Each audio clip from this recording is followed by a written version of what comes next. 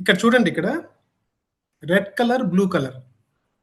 అంటే మనమంతా ఇప్పుడు ప్రపంచ జనాభా 800,00,00,000 దాదాపు అనుకుంటే, భారతదేశ జనాభా దాదాపు 140-142 లేదా 3 కోట్లు అనుకుంటే, ఇంతమంది మనుషులు భారతదేశానికి ఎలా వచ్చారు? ప్రపంచమంతా ఎలా వ్యాపించారు? అసలు ఒకప్పుడు ఈ ప్రపంచంలో మనుషులు ఉన్నారా లేదా? ఈ మనుషులైన వాళ్ళు ఎక్కడ ఉద్భవించారు? ఎవరు పుట్టించారు వీళ్ళను? ఎవరు తయారు చేశారు? లేదంటే ఇంకేదైనా జరిగిందా? వీళ్ళు మొత్తం ప్రపంచంలో ఉండే ప్రతి మూలకు ఎలా వ్యాపించారు? భారతదేశంలో 142 కోట్ల మంది ఎలా ఏర్పడ్డారు అనేది ఒక పెద్ద స్టడీ జరిగింది. దీనికి సంబంధించి మనకు రాబోయే స్లైడ్స్‌లో నేను చెప్తాను. ఈ కాలిక్యులేషన్ ఒకసారి చూడండి. మనమంతా ఎలా వచ్చాం? ఎలా పుట్టాం ఇక్కడ?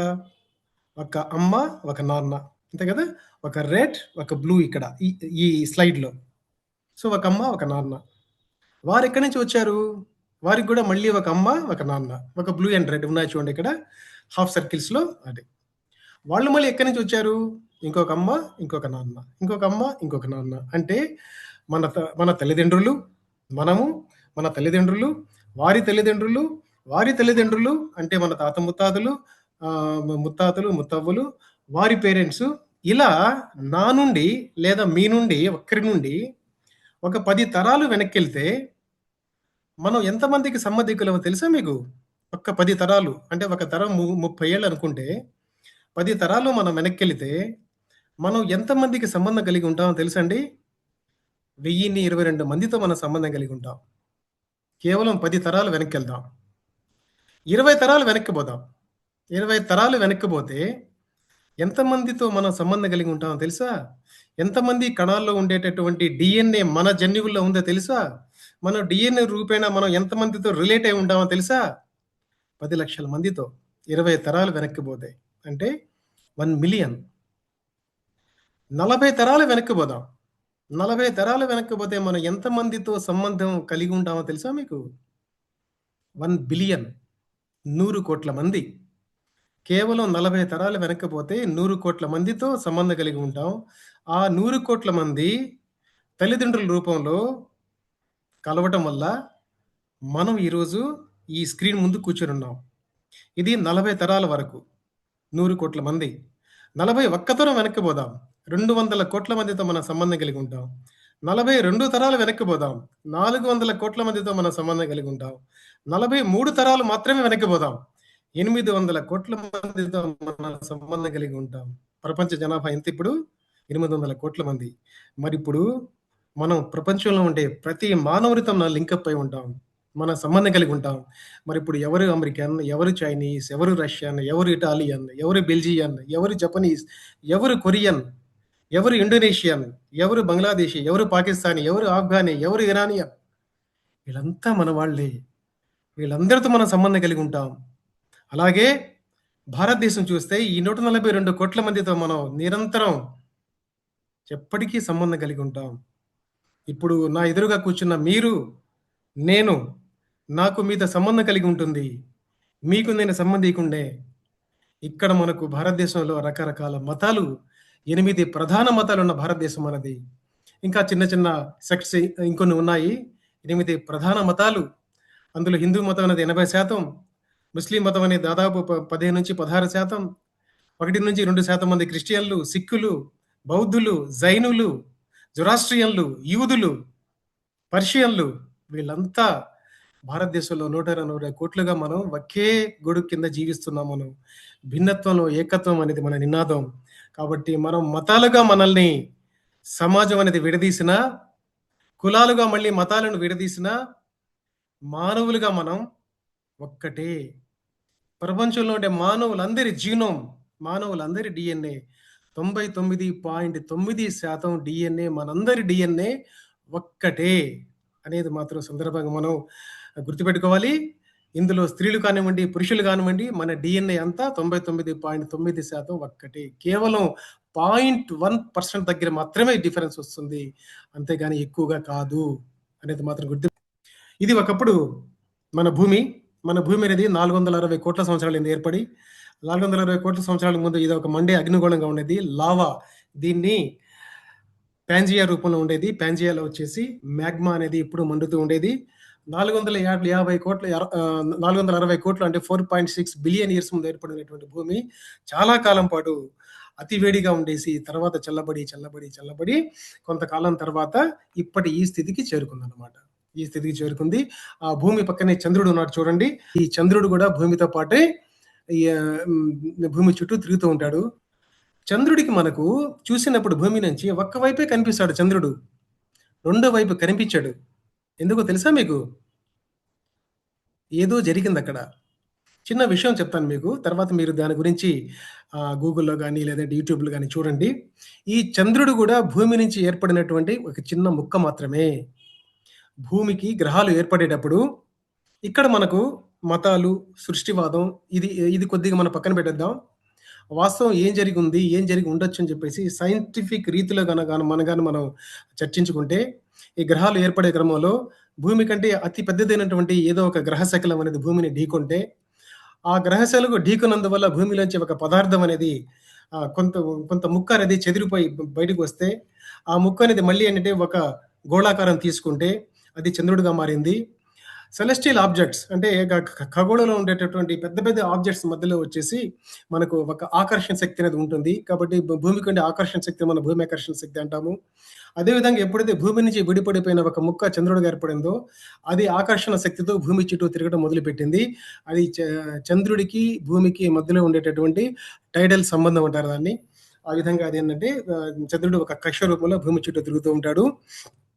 భూమి వైపు చూస్తే చంద్రుడు ఎందుకు ఒకే పక్క మాత్రమే కనిపిస్తున్నాడు అనేది మాత్రం ఒకసారి చూసుకున్న తర్వాత భూమి మీద 400 కోట్ల సంవత్సరాలకు ముందు 4 బిలియన్ ఇయర్స్ బిఫోర్ ప్రథమ కణం ఏర్పడింది.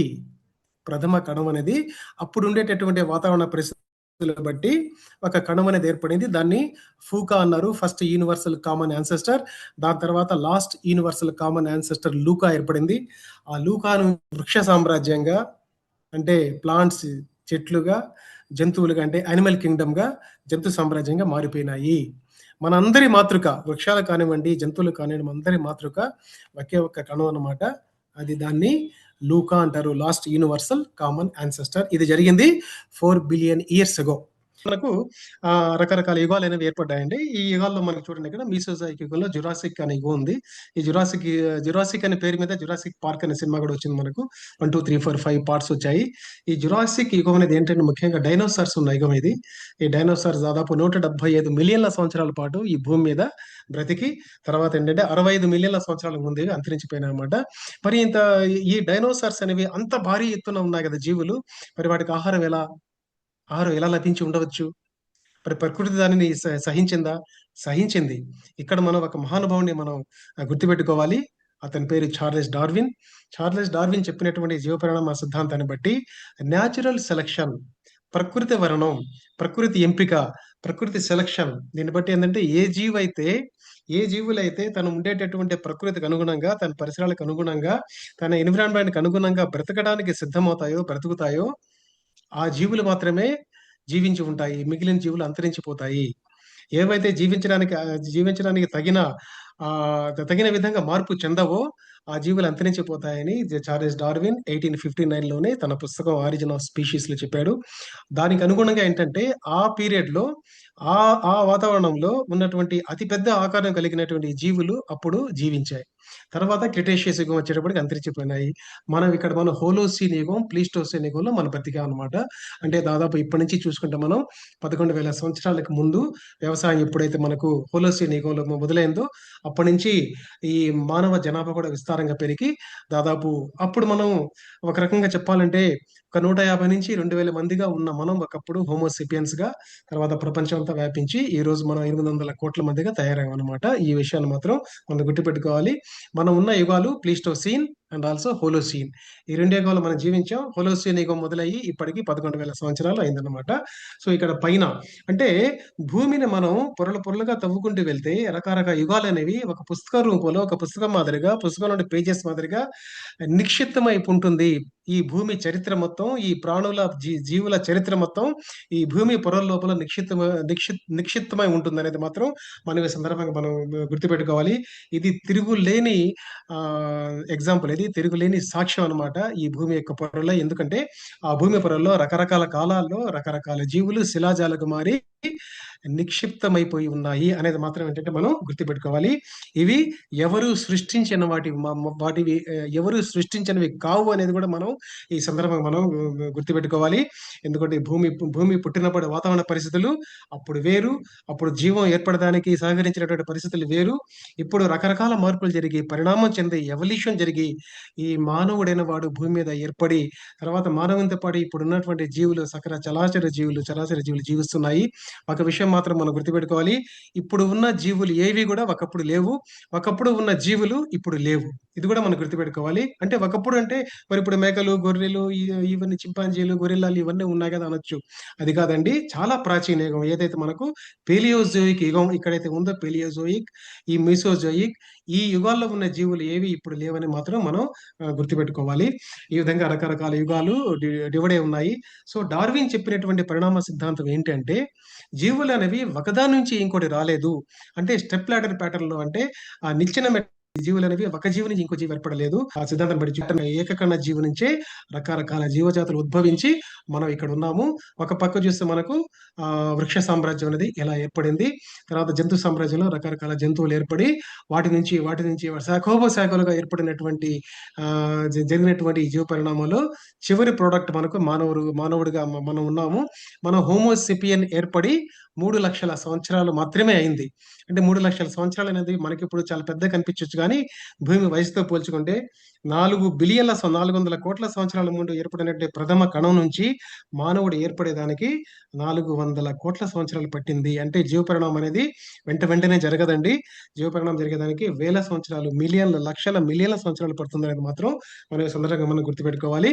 సో ఈ విధంగా మనం ఉన్నాం ఇక్కడ చివర్లో. మనతో పాటే చింపాంజీలు ఉన్నాయి, గొరిల్లాలు ఉన్నాయి, ఒరాంగిటాన్స్ ఉన్నాయి, గిబ్బన్స్ ఉన్నాయి, తర్వాత వరల్డ్ మంకీస్ అని, లెమూర్స్ అని, టార్షియర్స్ అని ఉన్నాయన్నమాట. మనకు లెమూర్స్ అండ్ టార్షియర్స్ కి మాతృక యాన్సెస్టర్ ఇక్కడ ఉంది, ప్రైమేట్ యాన్సెస్టర్. ఈ ప్రైమేట్ యాన్సెస్టర్ కొన్ని మిలియన్ల సంవత్సరాలకు ముందు ఇది ఉండి, ఇక్కడి నుంచి ఏంటంటే లెమూర్స్ అండ్ టార్షియర్స్ ఏర్పడ్డాయి. వాటితో పాటు ఏంటంటే old monkeys, new world monkeys, దాని తర్వాత మళ్ళీ మనకు గిబ్బన్స్, ఒరాంగుటాన్స్, గొరిల్లాస్, చింపాంజీస్ ఈ విధంగా ఏర్పడ్డాయి. మనకు చింపాంజీకి మాతృక ఒకటి ఉండాలి, మనకు చింపాంజీకి గొరిల్లాకి మాతృక ఒకటి ఉండాలి, మనకు చింపాంజీ, గొరిల్లా, ఒరాంగుటానికి ఒక మాతృక ఒకటి ఉండాలి. అంటే దాన్ని కామన్ యాన్సెస్టర్ అంటాం. ఈ విధంగా యాన్సెస్టర్ నుంచి జరిగినటువంటి మార్పులు ఏం మార్పులు జరిగి ఉండొచ్చు? ఇక్కడ మనం మన కణాల్లో ఉండేటటువంటి, మనమే కాదు వృక్ష కణాల్లో కూడా ఉంటుంది, ఆ డిఎన్ఏను మనం గుర్తుపెట్టుకోవాలి. మన క్రోమోజోమ్స్ ఏవైతే మనకు 23 జతల క్రోమోజోమ్స్ ఉన్నాయో, ఆ క్రోమోజోమ్లో ఉండేటటువంటి డిఎన్ఏ, ఆ డిఎన్ఏలో ఉండేటటువంటి ఒక్కొక్క సెగ్మెంట్ ని ఒక్కొక్క జీన్ అంటాం మనం. అంటే ఒక్కొక్క జన్యువు అంటాం మనం. ఆ జన్యువులో జరిగినటువంటి న్యూక్లియోటైడ్స్ లో ఉండేటటువంటి ఒక్కొక్క మార్పు ఏంటంటే మనకు సింగిల్ న్యూక్లియోటైడ్ పాలిమార్ఫిజం, ఆ రూపంలో మనకు మ్యూటేషన్స్ వచ్చి రకరకాల జీవులు అనేవి ఆ మ్యూటేషన్స్ అన్ని ఒక దగ్గర కూడి క్యుములేటివ్ ఎఫెక్ట్ చూపిస్తే ఒక్కొక్క కొత్త జీవి అనేది ఏర్పడుతూ ఉంది. ఇలా కొత్త జీవి ఏర్పడడానికి, ఒక మాతృక నుండి రకరకాల జీవులు ఏర్పడేదానికి చాలా లక్షల సంవత్సరాలు జరుగుతుంది అనేది మాత్రం మనం గుర్తుపెట్టుకోవాలి. ఇక్కడ చూడండి, హోమినిడ్స్, చింపాంజీస్. మనకు చింపాంజీకి మన డిఎన్ఏ, మనలో ఉండే డిఎన్ఏ, చింపాంజీలో ఉండేటటువంటి కణాల్లో ఉండే డిఎన్ఏ ఎంత పోలి ఉంటుందో తెలుసా మీకు? 99% మానవుడిలో ఉండే డిఎన్ఏ, చింపాంజీలో ఉండే డిఎన్ఏ రెండు ఒకటే. ఒక్క శాతంలో మనం ఈరోజు ల్యాప్టాప్ ముందు కూర్చొని పాఠాలు చెప్పుకుంటున్నాం. ఈ ఒక్క శాతం డిఫరెన్స్ ఇది ఎక్కడో ఉంది. అడవుల్లో, కొండల్లో, కోనల్లో దొరికింది తింటూ, పిల్లల్ని పెంచుకుంటూ జీవిస్తుందన్నమాట. దీన్ని చూసేదానికి మనం జూకి వెళ్తున్నాం. జూలో కూడా ఇది మనకు కనిపిస్తూ ఉంటుంది. ఇక్కడ పక్కన చూడండి ఒకటి గొరిల్లాకి మనకు ఉండేటటువంటి డిఎన్ఏ 98% డిఎన్ఏ, మన డిఎన్ఏ, గొరిల్లా డిఎన్ఏ రెండు ఒకటే. 2%తో దీని మీద 'కింగ్ కాంగ్' అనే సినిమా తీశారు. 'కింగ్ కాంగ్ 1, 2, 3, 4' అనే సినిమాలు తీశారు. ఆ సినిమాని మానవుడు వేసి స్క్రీన్ మీద వేసుకొని బ్రహ్మాండంగా చూసాడనమాట. ఇది తేడా. 98% మన డీఎన్ఏ, దీని డీఎన్ఏ ఒకటే. ఒరాంగుటాన్ ఇది జూలాజికల్ పార్క్‌లో జూలో ఉంటుందిది.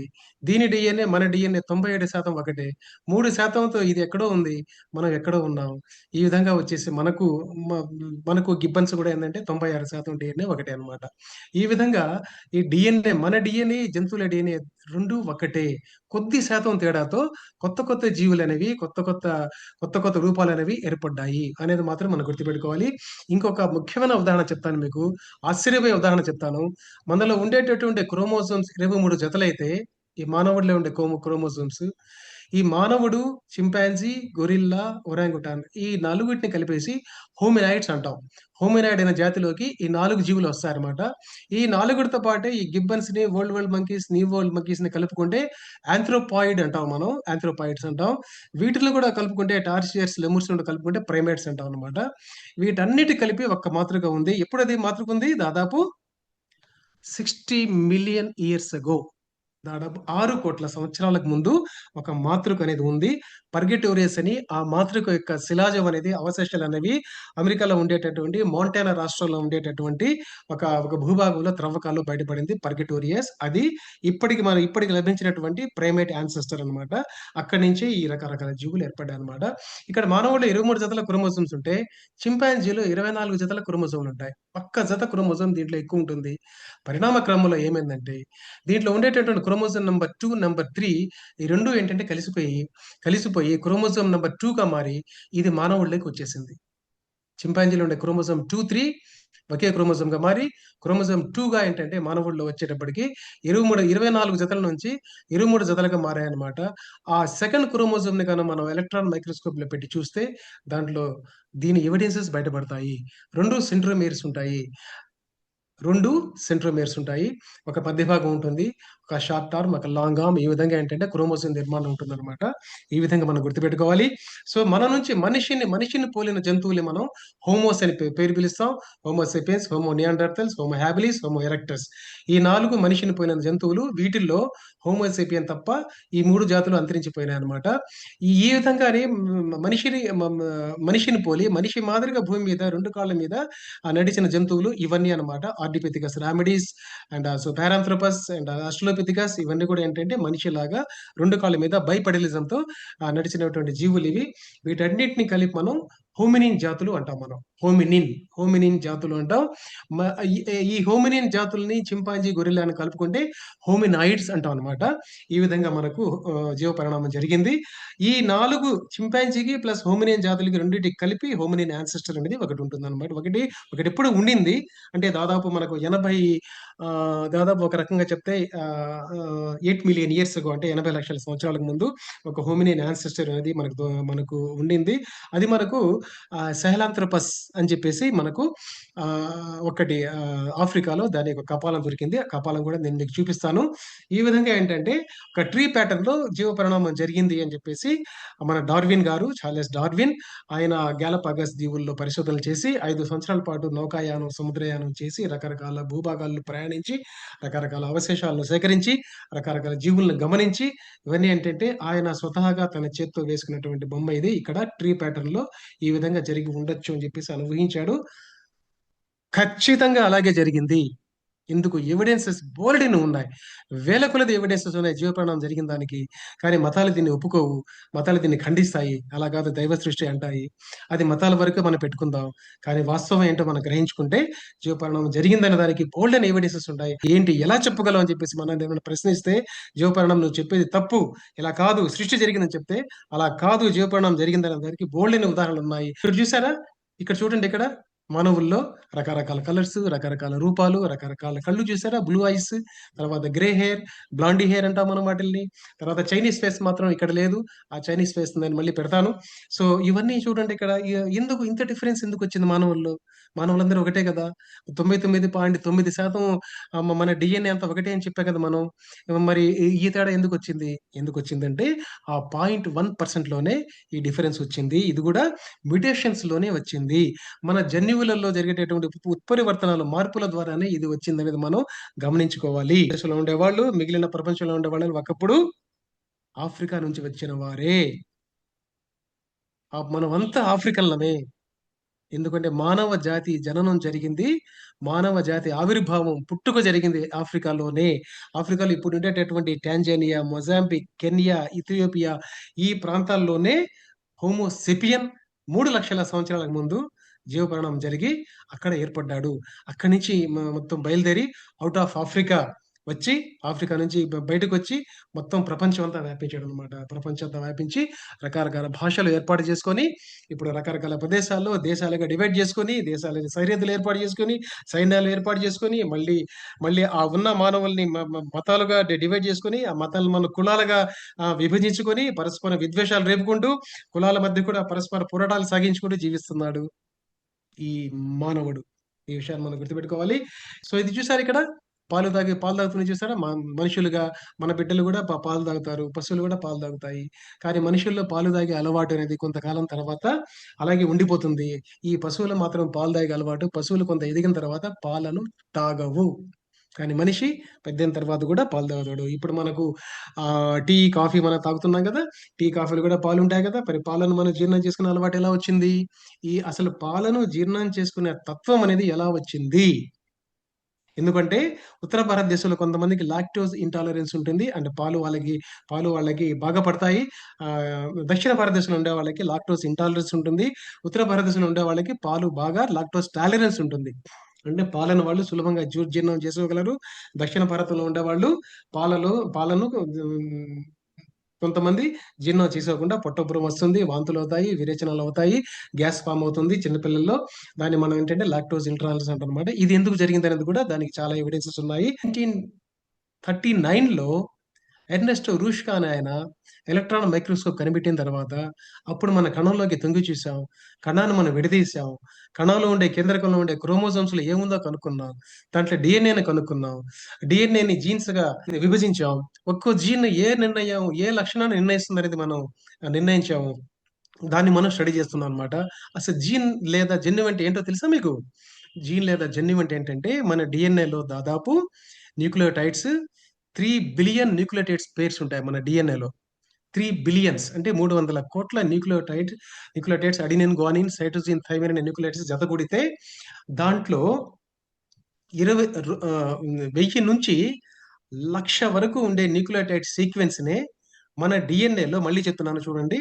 మన డీఎన్ఏలో 1000 న్యూక్లియోటైడ్స్ నుంచి 1,00,000 న్యూక్లియోటైడ్ సీక్వెన్స్‌లో ఉండేటటువంటి ఒక్కొక్క సెగ్మెంట్‌నే మనం జీన్ అంటాం అన్నమాట. ఓకేనా? ఒక్కొక్క జీన్ అనేది ఒక లక్షణాన్ని నిర్ణయిస్తుంది. ఒక్కొక్క జీన్ అనేది ఒక ప్రోటీన్ నిర్ణయిస్తుంది. ఒక్కొక్క జీన్ అనేది ఒక్కొక్క ఎంజైమ్‌ని నిర్ణయిస్తుంది. ఈ విషయాన్ని మనం టూకీగా మనం గుర్తుపెట్టుకుంటే, చాలా మంది మనం మామూలుగా వ్యవహారికంగా అంటాం గదా! బా వీడంతా వచ్చి అమ్మ పులికెర, అమ్మ జీన్సేరా వీడివి, నాన్న జీన్సేరా వీడివి అని చెప్పేసి వాటిని గూడా మనం చెప్పుకున్నాం తర్వాత. ఈ విధంగా జీన్స్ అనేవి డీఎన్ఏలో ఒక సెగ్మెంటే జీన్ అంటారనమాట. ఇది భారతదేశం రకరకాల రాష్ట్రాలు, ఆ రాష్ట్రాల మరి రకరకాల భాషలు. ఇన్ని రాష్ట్రాలు ఎలా ఏర్పడ్డాయి భారతదేశంలో? మరి ఆఫ్రికా నుంచి ఒక్కసారిగా అదొచ్చింది భారతదేశానికి. మరి ఇన్ని భాషలు ఎలా ఏర్పడి ఉంటాయి? చూద్దాం అది గూడా. అది కూడా చూద్దాం. ఇది భారతదేశంలో ఉండేటటువంటి రకరకాల ఆహ్, ర రకరకాల గ్రూప్స్ అన్నమాట. గ్రూప్స్ ఆఫ్ పీపుల్ అంటాం వీటిల్ని. రకరకాల ఎథనిక్స్ అంటాం వీటిల్ని. ఈ విధంగా ఎథనిక్స్ ఉంటాయి భారతదేశంలో. అంటే టూకీగా మనకు 2000 జాతులు ఉంటాయి భారతదేశంలో. భారతదేశంలో ఉండే మనుషుల్లోనే 2000 జాతులు ఉంటాయన్నమాట. ప్రధానంగా మతాలు 8 అయితే మళ్ళీ వాటిల్లో సెక్ట్స్ ఉంటాయన్నమాట. ఆ విధంగా మనం చూసుకుందాం. ఇక్కడ చూడండి, భారతదేశంలో 2 రకాల భాషలు మనం మాట్లాడతాం. ఒకటొచ్చేసి ఉత్తర భారతదేశం. ఉత్తర భారతదేశంలో ఉండేటటువంటి భాషలు వేరు. దక్షిణ భారతదేశంలో ఉండేటటువంటి తమిళ్, తెలుగు, మలయాళం, తర్వాత కన్నడ, గోండి, తర్వాత తుళు, ఇవన్నీ ఏంటంటే ఈ భాషలు వేరేవన్నమాట. ఉత్తర భారతదేశంలో ఉన్న భాషలు వేరు. ఉత్తర భారతదేశంలో మనకు నేపాల్ లాంటి చోట, లేదంటే సిక్కిం, భూటాన్ ఇటువంటి లాంటి చోట అక్కడ మాట్లాడే భాషలు వేరు. వాటిని ఇండో టిబెటియన్ భాషలు అంటారు. ఉత్తర భారతదేశంలో ఉండే భాషలు మనం ఇండో ఇరానియన్ భాషలు అంటాం. దక్షిణ భారతదేశంలో ఉండే భాషల్ని ద్రవిడియన్ భాషలు అంటామన్నమాట. ఇవి ఎలా వచ్చాయి ఏంటో ఇక్కడ కూడా తర్వాత మనం చూసుకుందాం దీని గురించి గూడా. ఈ విధంగా ఇది మొత్తం టూకీగా మనకు యూరోప్ అండ్ ఆల్సో భారతదేశం ఈ మ్యాప్‌లో ఉంది.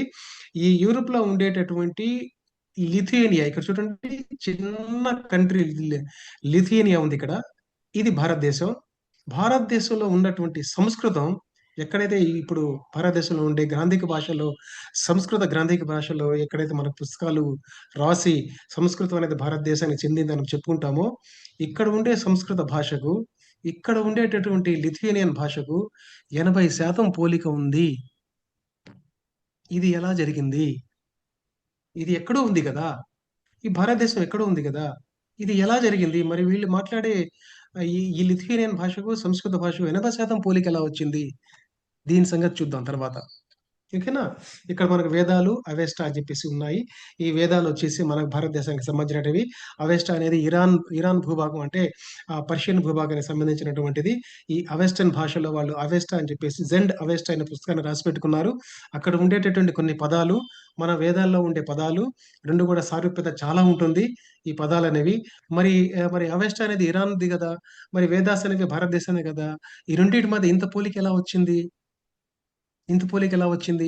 అంటే ఈ అవెస్టర్న్ భాషకు, వేదాల్లో ఉండే సంస్కృత భాషకు రెండిటికి మాతృక ఒకటి ఉండాలి అనేది మాత్రం మనకు స్పష్టమైపోతుంది. ఈ విధంగా దానికి సంబంధించినటువంటి ఎవిడెన్సెస్ చాలా ఉన్నాయి. ఇక్కడ చూడండి, ఈ భాషకు సంబంధించినటువంటి పోలికలు ఈ అవెస్టర్న్ భాషకు లేదంటే ఈ సంస్కృత భాషకు మధ్యలో పోలికలు ఇక్కడ చాలా ఉన్నాయి.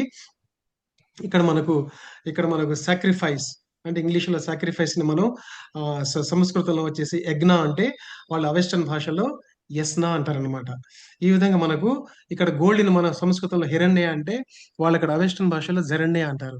ఈ విధంగా మనకు చాలా పోలికలున్నాయన్నమాట సంస్కృతానికి, అవెస్టర్న్ భాషకు. ఈ పోలికలు ఎలా వచ్చాయి? ఇక్కడ చూడండి, దక్షిణ భారత భాషలో నేను ఇందాక చెప్పాను మీకు. దక్షిణ భారత భాషలు ఇది ప్రపంచ పటం ఇది. ప్రపంచ పటంలో ఈ ఆఫ్రికాని మనం గుర్తుపెట్టుకోవాలి. ఆఫ్రికాని మామూలుగా మనం ఏమంటాం మనం? చీకటి ఖండం అంటాం కదండీ ఆఫ్రికాని. అది చీకటి ఖండం కాదది.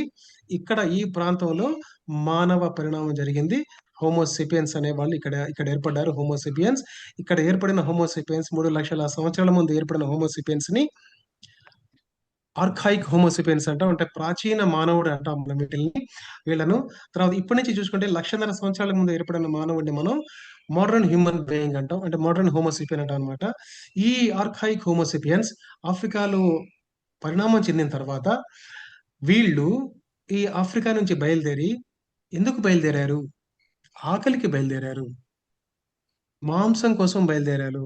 ఎందుకంటే జంతువుల్ని చంపి మాంసం తినటం అనేది వేరే జంతువులు కూడా అలాగే చేస్తాయి కాబట్టి, వీళ్ళకు దొరికినంత వరకు చెట్ల మీద ఉండేటటువంటి ఫలాలు, పండ్లు తింటూ బతికారు. దుంపలు తింటూ బతికారు. అవి లేని క్రమంలో వచ్చేసి జంతువుల్ని చంపి మాంసం తినేదాని కోసం ప్రయత్నించారు వీళ్ళు. ఈ మాంసం ఆకలి కోసం చెప్పేసి జంతువులు ఇక్కడ చూడండి, ఈ ఆఫ్రికాలో సరస్సులుంటాయి ఇక్కడ. ఈ తూర్పు ఆఫ్రికా భూభాగం మీద వరుసబెట్టి ఇక్కడ చైనా ఫ్లేక్స్ ఉంటాయి.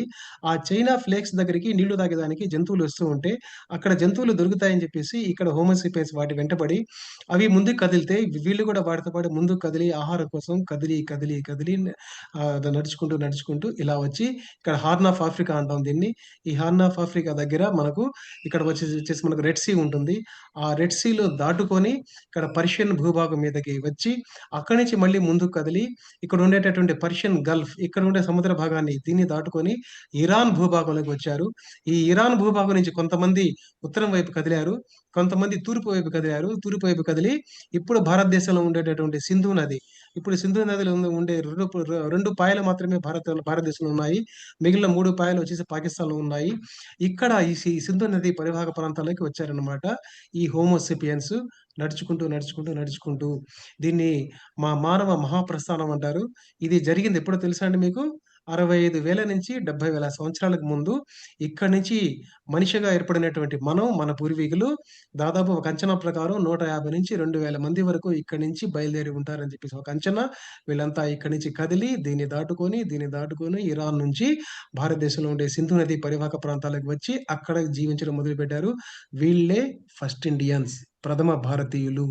ఇప్పుడు ఇప్పుడు ఒకసారి మన టాపిక్ నేనెవరిని అనుకుంటే, మనమెవరం అనుకుంటే, మనం ఇప్పుడు భారతీయులం అని అంటాం గానీ, ఒకప్పుడు మన పూర్వీకులకి భారతదేశం తెలీదు, ఇరాన్ తెలీదు, ఏమీ తెలీదిక్కడ. అట్లా ఆఫ్రికా నుంచి బయలుదేరి ఇలా వచ్చేసారు. ఇక్కడ స్థిరపడిపోయారు. వీళ్ళే ఫస్ట్ ఇండియన్స్. ఈ ఫస్ట్ ఇండియన్స్ మీద ఒక బుక్ కూడా ఉంది.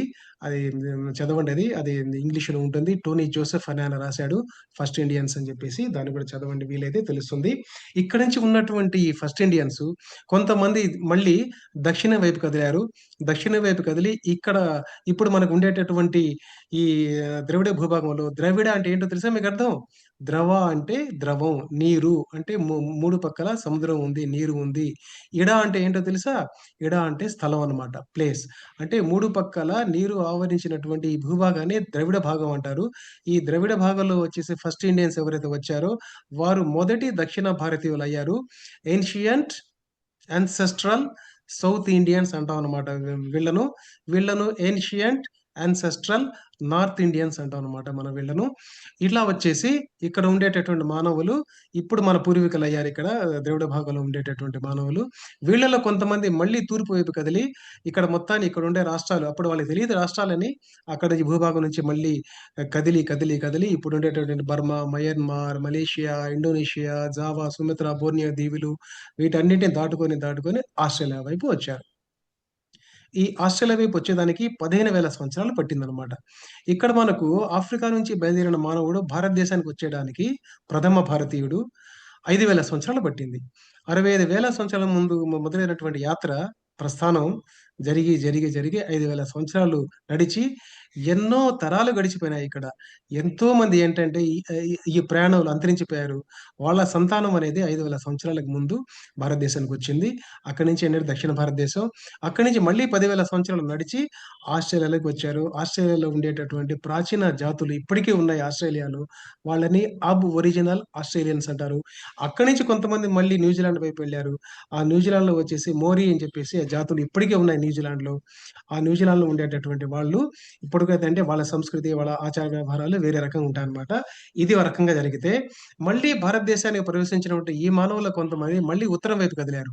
ఉత్తరం వైపు కదిలి ఈ హిమాలయ పర్వతాలు, ఈ టిబెట్ భూభాగం దీన్ని దాటుకొని మళ్ళీ ఇప్పుడుండేటటువంటి రష్యా, సైబీరియా అడవులు సైబీరియా మంచు మైదానాలు దాటుకొని కొంతమంది చైనా వైపు వెళ్లారు. కొంతమంది ఇక్కడి నుంచి బయలుదేరేసి మళ్ళీ ఏషియా మొత్తం ప్రయాణించి ఇక్కడికొచ్చి ఇక్కడ మనకు బేరింగ్ జలసంధి ఉంటుంది. ఆ బేరింగ్ జలసంధిని దాటుకొని ఇక్కడ దాన్ని దాటుకొని ఇదన్నమాట ఇది. ఇక్కడ చూడండి ఇక్కడ నా యారో మార్క్. ఇక్కడ ఇది బేరింగ్ జలసంధి.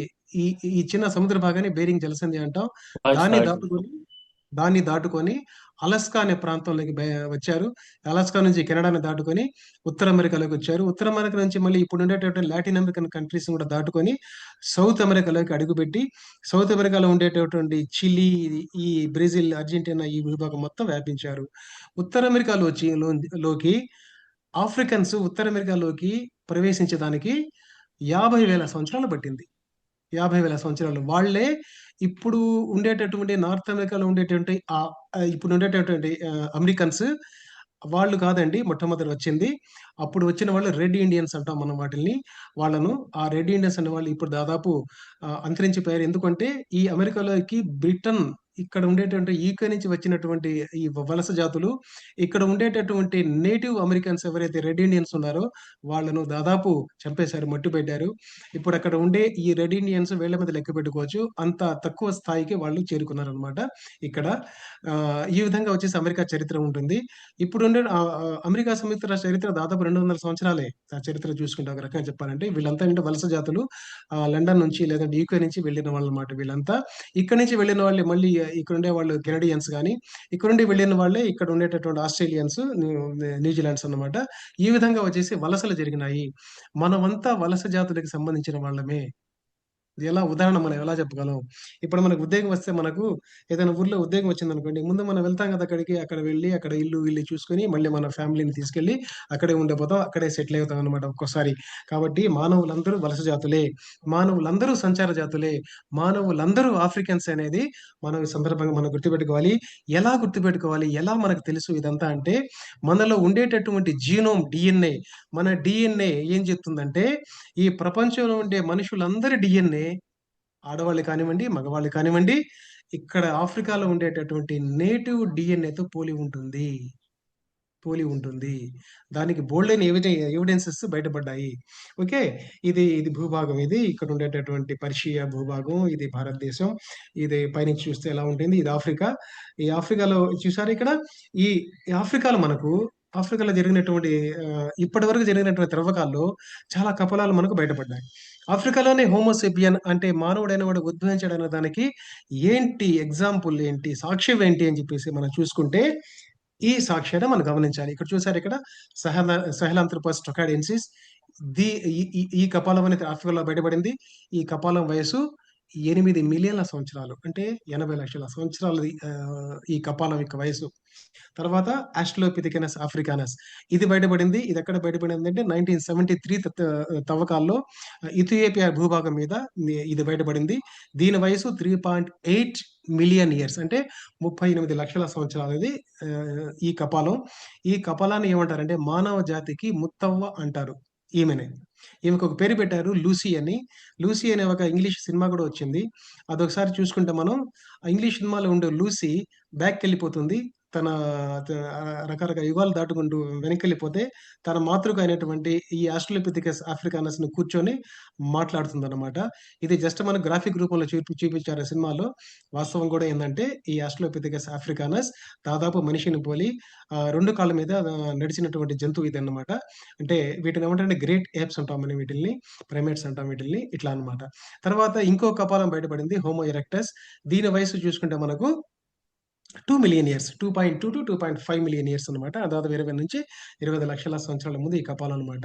ఈ హోమో ఎరెక్టస్ కపాలం మాత్రమే ఏంటంటే ఆఫ్రికా కాకుండా మిగిలిన ప్రపంచంలో ఉండే భూభాగాల మీద కనిపించింది. ముఖ్యంగా మనకు భారతదేశంలో అయితే మనకు నర్మదా మ్యాన్ అని చెప్పేసి ఒక కపాలం బయటపడింది.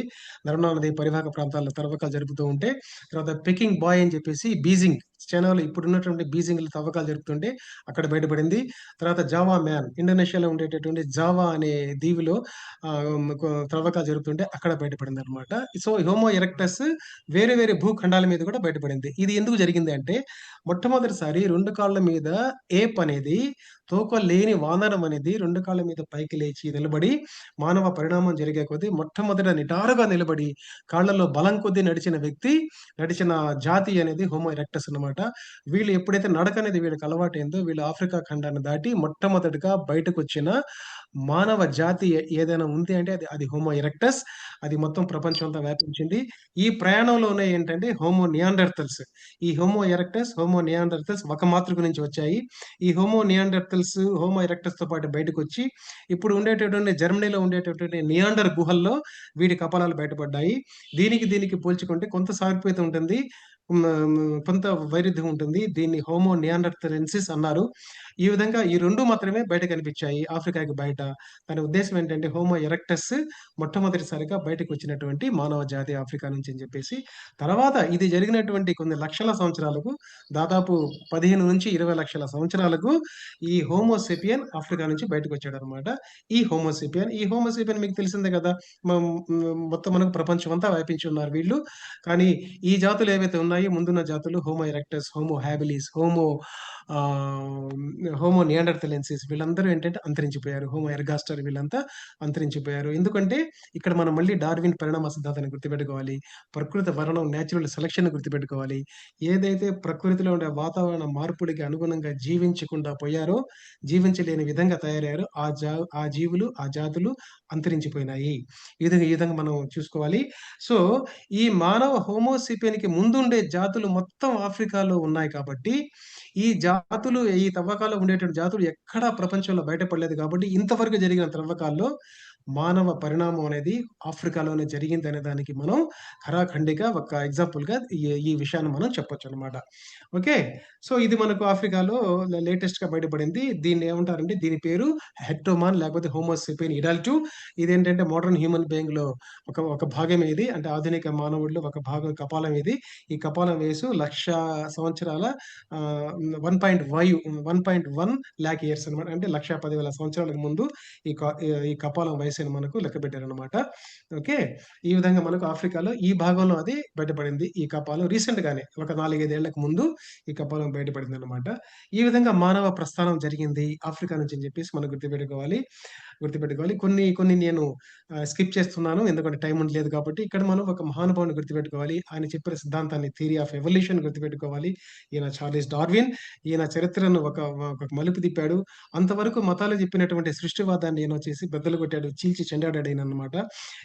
ఈయన చాలా ఉదాహరణలతో సేకరించి మనకు ఒక పుస్తకం రూపంలో మనకు ఈయన రాసిన 2 పుస్తకాలు చాలా ఫేమస్ అండి. ఒకటేమో 'origin of species by means of natural selection' అదొకటైతే రెండోది మాత్రం ఏంటంటే 'ది డిసెంట్ ఆఫ్ మ్యాన్' అంటే నరావతరణ అని మనం తెలుగులో అనుకుంటే ఈ 2 పుస్తకాలు ప్రపంచ గమనాన్ని మార్చాయి. ప్రపంచ దిశను మార్చాయి. ప్రపంచం యొక్క ఫిలాసఫీని, తత్వశాస్త్రాన్ని మార్చాయన్నమాట. కానీ ఆఖరికి మాత్రం కోపాలు తెప్పించాయి 2 పుస్తకాలు. ఎవరు?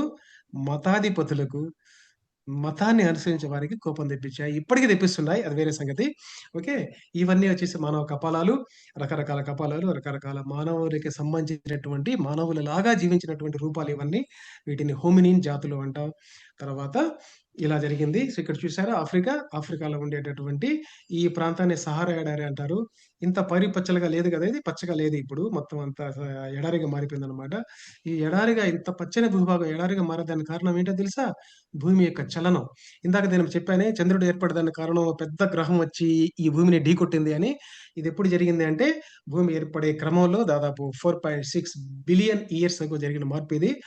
ఆ మార్పే, ఆ ఢీకొట్టడమే ఇప్పుడు మనం జీవించే దానికి కారణం. ఈ భూమి మీద ఉండేటటువంటి రకరకాల ప్రాణులు, రకరకాల జీవులు, చరాచర జీవులు ఉండేదానికి కారణం అది ఢీకొట్టడం అన్నమాట. ఎందుకంటే 2 మార్పులు జరిగినాయి ఆ ఢీకొట్టడం వల్ల. ఒకటి భూమి 23.5 డిగ్రీల కోణంలో వంగింది ఒకటి. అక్షాంశాలు వంగింది. భూమి 23.5 డిగ్రీల కోణంలో వంగినందువల్ల ఏంటంటే మనకు 4 కాలాలు ఏర్పడ్డాయి. అది సూర్యుని చుట్టూ తిరిగేటప్పుడు ఈ కోణంలో భూమి తన చుట్టూ తాను తిరుగుతూ సూర్యుని చుట్టూ తిరిగేటప్పటికి ఆ ప్రయాణంలో ఈ 4 కాలాలు ఏర్పడ్డాయి సంవత్సర కాలంలో. ఈ 4 కాలాలు ఏర్పడడం వల్లనే వర్షం పడటం, తర్వాత ఎండ రావడం, చలి రావటం, తర్వాత హేమంత ఋతువు రావడం, మంచు పడడం ఇవన్నీ కూడా జరిగినాయన్నమాట. రకరకాల కాలాలు, రకరకాల మార్పులతో రకరకాల జీవులు ఉద్భవించి మానవ పరిణామం జరిగింది ఆఫ్రికాలో అన్నమాట. ఈ విధంగా అదొక మార్పు జరిగింది. రెండోది నేను ఇందాక చెప్పినటువంటి చంద్రుడు ఏర్పడ్డాడు.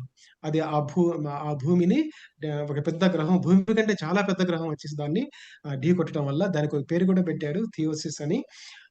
అది. సో, ఈ భూమి అనేదేంటంటే ప్రతి 20,000 సంవత్సరాల నుంచి 25,000 సంవత్సరాలకు తన తన తన యాంగిల్‌ని కొంత మార్చుకుంటుంది. 23.5 డిగ్రీలు అలాగే ఉంటుంది గానీ, కొ కొ కొంత అదేంటంటే దాని దిశను మార్చుకుంటే దాన్నేమంటారంటే ప్రిసిషన్ అంటాం మనం. ఆ ప్రిసిషన్ వల్ల ఏంటంటే భూమి మీద ఉండేటటువంటి అడవులుగా ఉండేసి రకరకాల జీవులు జీవించినటువంటి అటవిక ప్రాంతాలు కొన్ని ఎడారులుగా మారిపోయినాయి. ఆ దిశ వల్ల యాంగిల్ మారటం వల్ల దాన్ని ప్రిసిషన్ అంటాం మనం. అలాగే 1,00,000 సంవత్సరాలకు ముందు ఇప్పటి నుంచి చూసుకుంటే ఒకప్పుడు అడవులతో, పైరు పచ్చలతో సలక్షణంగా ఉండేటటువంటి ఈ సహారా ఎడారి అనే ప్రాంతం అది ఒక ఎడారిగా మారిపోయిందన్నమాట. దానికి ఎవిడెన్స్ చాలా ఉన్నాయి. ఎందుకంటే అది ఎడారిగా మారక ముందు 1,00,000 సంవత్సరాలకు ముందు అక్కడ జీవించినటువంటి మానవులు అక్కడ ఉండేటటువంటి అల్జీరియా అనేటటువంటి ఒక కంట్రీలో ఇక్కడ నుంచి ఉండే అల్జీరియా అని. అల్జీరియాలో ఉండేటటువంటి గుహల్లో ఈ విధంగా చిత్రాలేసి పెట్టారు. ఇది చూసారా ఇక్కడ? జంతువుల్ని వేటాడే చిత్రాలు ఇవన్నీ. అంటే వీటిని కుడ్డే చిత్రాలంటారు. లేదంటే గుహల్లో వేసిన చిత్రాలివి. అప్పటికే వాళ్ళకి రంగులు తయారు చేయటం, మొక్కల నుంచి రంగులు తయారు చేయటం, రంగుల్ని పెయింటింగ్ చేయటం, ఈ అలవాటు అప్పుడు ఉంది 1,00,000 సంవత్సరాల ముందున్న మానవులలో. అక్కడ తిరిగిన మానవుల్లో. కాబట్టి వాళ్ళు ఆ గుహల్లో ఆ చిత్రాలేసి పెట్టారనమాట. తర్వాత ఇక్కడ ఉండేటువంటి సహారా పిరమిడ్స్ అని చెప్పేసి ఈజిప్ట్‌లో కూడా ఉన్నాయి. ఇప్పుడు ఇవి పిరమిడ్స్ అనేవి మనిషి కట్టిందే. ఇది ఎప్పుడు కట్టారు? 5,000 సంవత్సరాలకు ముందు. అంటే 5,000 బీసీ. అంటే ఇప్పటి నుంచి చూసుకుంటే 7,000 సంవత్సరాల ముందు ఇవి కట్టారనమాట. ఓకే. సో, ఇలా మనకేంటంటే ఆఫ్రికాలో ఉండేటటువంటి ఈ ప్రాంతంలో టాంజానియన్ క్రేటాన్ ఆ చుట్టుపక్కల ప్రాంతాల్లోనే హోమోసేపియన్ ఆవిర్భావం జరిగింది. అక్కడి నుంచి ముందుకు కదిలాడు మానవుడనేది ఈ విధంగా మనకు చెప్పుకోవాలి. ఇక్కడ చూసారా ఇక్కడ? సో, ప్రకృతి కూడా జీవ పరిణామానికి సహకరించింది. ప్రకృతి గూడా మానవుని యాత్రకు సహకరించిందన్న దానికి ఇదొక పెద్ద ఉదాహరణ. ఇక్కడ చూసారా? ఈ ప్లేట్‌ని సొమాలియన్ ప్లేట్ అంటారు. ఈ సొమాలియన్ ప్లేట్ ఒకప్పుడు ఇక్కడ లేదు. ఇది ఎక్కడో ఉండేది. ఇక్కడ సముద్ర ప్రాంతంలో ఉండేది. ఇది ముందుకు జరిగి మెయిన్ ఆఫ్రికన్ ప్లేట్‌లో ఇది వెళ్లి కలిసింది. కలిసేటప్పటికి ఇక్కడ మనకు చైన్ ఆఫ్ లేక్స్ ఏర్పడ్డాయి. ఇవేంటంటే మంచినీటి సరస్సులివి. ఈ మంచినీటి సరస్సుల దగ్గరికి జంతువులొచ్చి నీటి కోసం వస్తూ ఉంటే చూసారు ఇక్కడ చైన్ ఆఫ్ లేక్స్ వస్తూ ఉంటే ఆ జంతువులను చంపే మాంసం తినదాని కోసం హోమోసిపియన్ వాటి వెంటబడి ఇలా ప్రయాణించి ఇలా ప్రయాణించి ఇలా ప్రయాణించి ఇక్కడ ఉండే హార్న్ ఆఫ్ ఆఫ్రికా ఇక్కడ ఉండే ప్రాంతం నుంచి ఆ రెడ్ సీ మీదుగా దాటేసి ఇరాన్ భూభాగ పర్షియన్ భూభాగం మీదకి అడుగుపెట్టాడు అనమాట. సో ప్రకృతి కూడా ఈ విధంగా లేక్స్ రూపంలో మానవుడి ప్రయాణానికి సహకరించిందనమాట. ఆ విధంగా మనం గుర్తుపెట్టుకోవాలి, అర్థం చేసుకోవాలి. సో ఇది ఎలా తెలుసండి? దీని సాక్ష్యం ఏంటని అడగాలి కదా మీరు. పాఠం వినటం గాదు. మధ్య మధ్యలో మనందరికి ఏంటంటే అనుమానాలు రావాలి. ఎలా జరిగిందనేది తెలిసిందని దానికి సాక్ష్యం ఏంటి అంటే, ఈ సరస్సుల పక్కన ఈ జంతువులు దొరకనప్పుడు, ఈ సరస్సులో ఉండేటటువంటి మొలస్కన్ జాతులు అంటే నత్తగుల్లల జాతుల్ని పట్టుకొని మళ్ళీ ముందుకు కదిలారు. ఈ మొలస్కన్ ఈ నత్తగుల్లల యొక్క గుట్టలు ఇక్కడ బయటపడ్డాయన్నమాట. ఈ సరస్సుల పక్కన. కాబట్టి ఇది ఒక పెద్ద ఎవిడెన్స్‌గా మనం చెప్పుకోవచ్చు. తర్వాత డీఎన్ఏ స్టడీస్‌లు మనకు వచ్చాక ఆ డీఎన్ఏ స్టడీస్ కూడా ఏంటంటే దీన్ని ఈ ప్రయాణాన్ని, ఈ ప్రస్థానాన్ని ప్రస్ఫుటంగా 100% దాన్ని ధృవీకరించాయన్నమాట. ఆ డీఎన్ఏ నిర్మాణం. అది ఎలా ఉంటుందంటే చూసారు ఇక్కడ? ఇది మనిషి వెళ్ళినటువంటి దారి ఇది. ఈ హోమోసేపియన్ వెళ్ళిన దారి ఈ విధంగా. మరిప్పుడు మీకు ఇంకా అనుమానం రావాలి గదా! ఇక్కడ ఉండేటువంటి ఎర్ర సముద్రం ఉంది కదా సార్! ఈ ఎర్ర సముద్రంలో వచ్చే సముద్రం ఉంది గదా! మరిప్పుడు వాడికి బోట్ మరి దీనికి ఎలా దాటాడు? ఇక్కడ ఉండేటటువంటి ఈ సముద్రాన్ని, ఇక్కడ ఉండేటటువంటి ఈ సముద్రాన్ని ఎలా దాటాడని మీకు అనుమానం ఈ పాటికి వచ్చుండాలి. దానికి దానికి దానికి ఏంటంటే ఈ మానవుడు ఈ సముద్రాన్ని దాటిన కాలంలో అప్పుడు ఏం జరుగుతుందంటే 60,000 సంవత్సరాలకు ముందు ఈ ప్లీస్టోసీన్ యుగం జరుగుతూ ఉంది. ఈ ప్లీస్టోసీన్ యుగాన్ని మనం రెండో మంచు యుగం అంటాము. ఈ మంచు యుగంలో ఏంటంటే Pleistocene land bridges during ice ages. అంటే ఈ మంచు యుగంలో ఈ సముద్ర ప్రాంతాల సముద్రం కాకుండా ల్యాండ్ అనేది ఇక్కడ ఉండిందనమాట ఈ ప్రాంతంలో. కాబట్టి కొద్దిగా ఉండేటటువంటి ఆ సముద్రపు నీటిని వే అప్పుడు ఉండేటటువంటి హోమోసేపియన్ ఈజీగా దాటుకొని ఈ భూభాగం మీదకి అడుగుపెట్టాడనమాట. అలా ఈ ఇప్పుడు ఉండేటటువంటి ఆ సముద్ర భాగాన్ని దాటుకొని ఈ ల్యాండ్స్ మీద అడుగుపెట్టడానికి కారణం అది. అదే మాదిరిగా మనకు అక్కడ ఉండేటటువంటి ఈ ఇండోనేషియా దీవులు, ఆఫ్రికన్ సముద్రం ఆస్ట్రేలియన్ సముద్రం ఇది గూడా ఏంటంటే అప్పటి యొక్క మంచు యుగంలో కాబట్టి ఆ ప్రాంతాలు కూడా దాటుకొని ఆ విధంగా అక్కడికి చేరుకున్నాడు మానవుడు. ఇది మొట్టమొదటి ఈ రెడ్ కలర్ ఉండేటటువంటి ఈ యాత్ర అనేది ఇది స్పష్టంగా జరిగిన యాత్ర ఇది. ఇక్కడ ఇంకోటి చూడండి ఇక్కడ యెల్లో కలర్‌లో ఈ విధంగా కూడా పోయి ఉండొచ్చు అని చెప్పేసి ఒక ఊహాగానం అయితే ఉంది. అయితే ఇప్పుడు ప్రపంచంలో ఉండే మానవులందరూ ఈ విధంగా బయలుదేరినటువంటి ఈ యాత్రలో బయలుదేరినటువంటి మానవ జాతి అని చెప్పేసి మన డీఎన్ఏ స్టడీస్ చెప్తున్నాయన్నమాట. సో 150-2,000 మంది బయలుదేరినటువంటి హోమోసేపియన్స్ 800 కోట్ల మందిగా తయారయ్యేదానికి ఈ యాత్రలో జరిగినటువంటి మార్పులే అని చెప్పేసి మనకు తెలుస్తుందన్నమాట. మన డిఎన్ఏ అలా చెప్తూ ఉంది. సో ఈ విధంగా యాత్ర జరిగింది. ఇక్కడ చూసారా? ఇక్కడ చూసారా యాత్ర? ఇది మేజర్ మేజర్ వే అన్నమాట. ఇలా జరిగింది.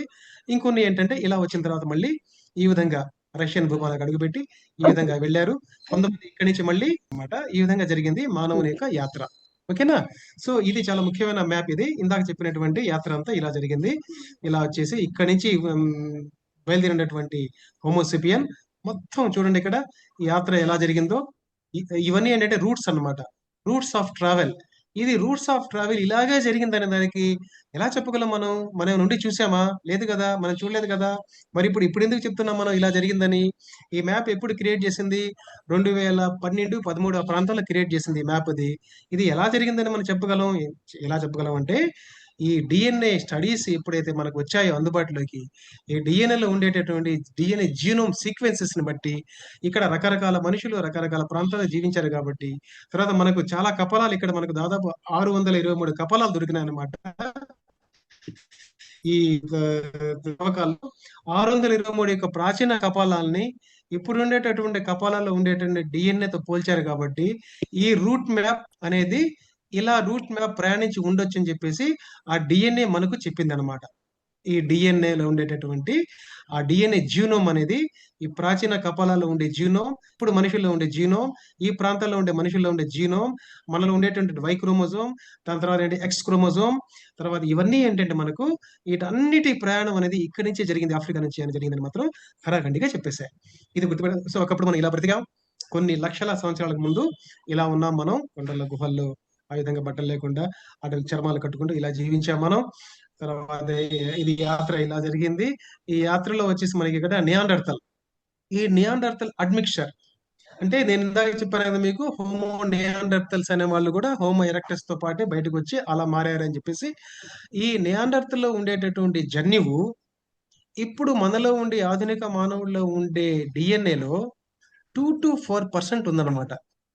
ఈ నియాండర్తల్ మానవుల్లో ఉండేటటువంటి జీన్స్ జన్యువు మనలో ఉండేటటువంటి భారతదేశంలో, ఎస్పెషల్లీ భారతదేశంలో ఉండేటటువంటి మానవుల్లో 2 to 4% ఈ జీన్ ఉందన్నమాట. ఇది ఎలా తెలుసు అంటే, ఈ డిఎన్ఏ సీక్వెన్స్, మన డిఎన్ఏ సీక్వెన్స్ చూస్తే ఈ జర్మనీలో ఉండేటటువంటి నియాండర్ గుహల్లో దొరికినటువంటి నియాండర్తల్ యొక్క స్కెలిటన్స్ ని, దాంట్లో ఉండే డిఎన్ఏ సీక్వెన్స్ ని చూస్తే ఆ డిఎన్ఏ మన డిఎన్ఏలో 2 to 4% ఆ సీక్వెన్స్ ఇక్కడ కనబడింది. ఇది కనబడినప్పుడు దీని మీద పరిశోధన జరిగి ఈ నియాండర్తలెన్సిస్, ఇక్కడ ఉండేటటువంటి హోమో నియాండర్తలెన్సిస్ అనే జాతి, ఆఫ్రికాలో బయలుదేరినటువంటి హోమోసిపియన్ జాతి కలిసిమెలిసి ఈ ప్రాంతంలో ఈ ప్రాంతంలో 5,000 సంవత్సరాల పాటు జీవించి ఉండొచ్చు. 5,000 సంవత్సరాల పాటు జీవించినందువల్ల అక్కడ జరిగినటువంటి జన్యు మార్పిడి అంటే, అక్కడ మగవారు అంటే నియాండర్తల మగవారు, హోమోసేపియన్ ఆడవారు, హోమోసేపియన్ మగవారు, నియాండర్తల ఆడవాళ్ళు కలిసి ఒక సంతానం అక్కడ ఏర్పడ్డారు కాబట్టి, ఆ సంతానంలో వచ్చేసి అంటే మనలో అంటే మన పూర్వీకుల్లో ఈ జీనోమ్, నియాండర్తల్ జీనోమ్ ఆ విధంగా వారికి సంక్రమించింది. ఇప్పటికీ నాలో పాఠం వింటున్న మీలో కూడా నియాండర్తల్ జీనోమ్ 2 to 4% ఉంది. ఇది కాకుండా మనకు ఇక్కడ చూడండి ఒకటి, ఈ డెనిసోవాన్స్ అని ఇంకొక మానవ జాతి ఉంది. వీళ్ళు కూడా ఏంటంటే హోమో ఎరెక్టస్ సంబంధించినటువంటి జాతి.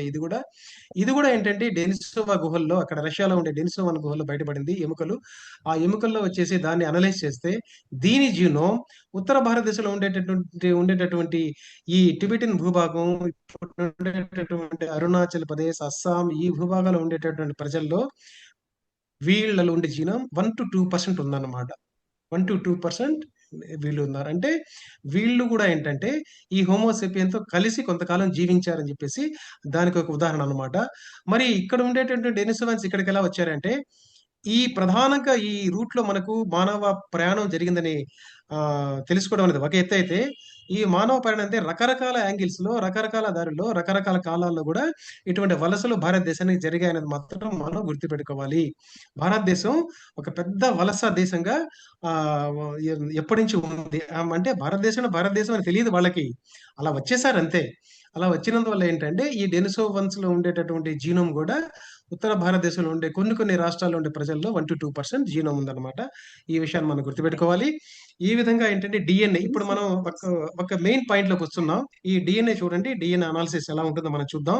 ఇది డిఎన్ఏ అనమాట. సో మన కణంలో ఇలా ఉంటే, కణంలో ఉండేటటువంటి కేంద్రకం మన న్యూక్లియస్ ఇలా ఉంటే, ఆ న్యూక్లియస్ లో క్రోమోజోమ్స్ ఉంటే, ఒక క్రోమోజోమ్ మనం విడదీసుకుంటూ పోతే ఇది డబుల్ హెలికల్ ప్యాటర్న్ లో అంటే మెలితిరిగిన నిచ్చెన ఆకారంలో ఉంటుందని వాట్సన్ క్రిక్ అనే వాళ్ళు, ఇద్దరు శాస్త్రవేత్తలు 1953లో ఈ డిఎన్ఏ నిర్మాణం ఇలా ఉంటుందని చెప్పేసి మనకు చెప్పారు. ఇది వచ్చేసి షుగర్ ఫాస్ఫేట్ బ్యాక్ బోన్ అన్నమాట. ఇది బ్యాక్ బోన్ అంటే వెన్నుపూస లాగా. ఈ వెన్నుపూస బ్యాక్ బోన్ వచ్చేసి న్యూక్లియోటైడ్స్ వచ్చేసి అడినిన్, గ్వానిన్, సైటోసిన్, థైమిన్ అని న్యూక్లియోటైడ్స్ ఇక్కడ ఉంటాయన్నమాట. ఈ విధంగా క్రోమోజోమ్ విడదీస్తే ఇది డిఎన్ఏ.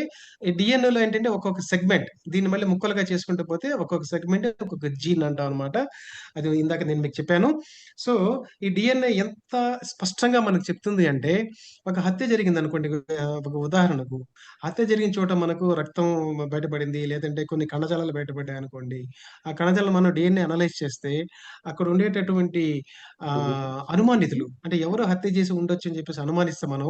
ఇక్కడ మనకు సస్పెక్ట్ 1, సస్పెక్ట్ 2, సస్పెక్ట్ 3 అని ఉంటే, ఈ క్రైమ్స్ లో దొరికినటువంటి ఒక డిఎన్ఏ యొక్క నమూనా తర్వాత ఎవరైతే అనుమానం ఉందో ఫలానా వాళ్ళే చేసి ఉండొచ్చు అని ఒక ముగ్గురు నలుగురు అనుకొని వాళ్ళలో ఉండే డిఎన్ఏని కానీ తీసి పోలిస్తే మాత్రం ఖరాఖండిగా ఈ క్రైమ్ సీన్ లో దొరికిన డిఎన్ఏ ఎవరు హత్య చేశారో మనం స్పష్టంగా చెప్పొచ్చు అనమాట.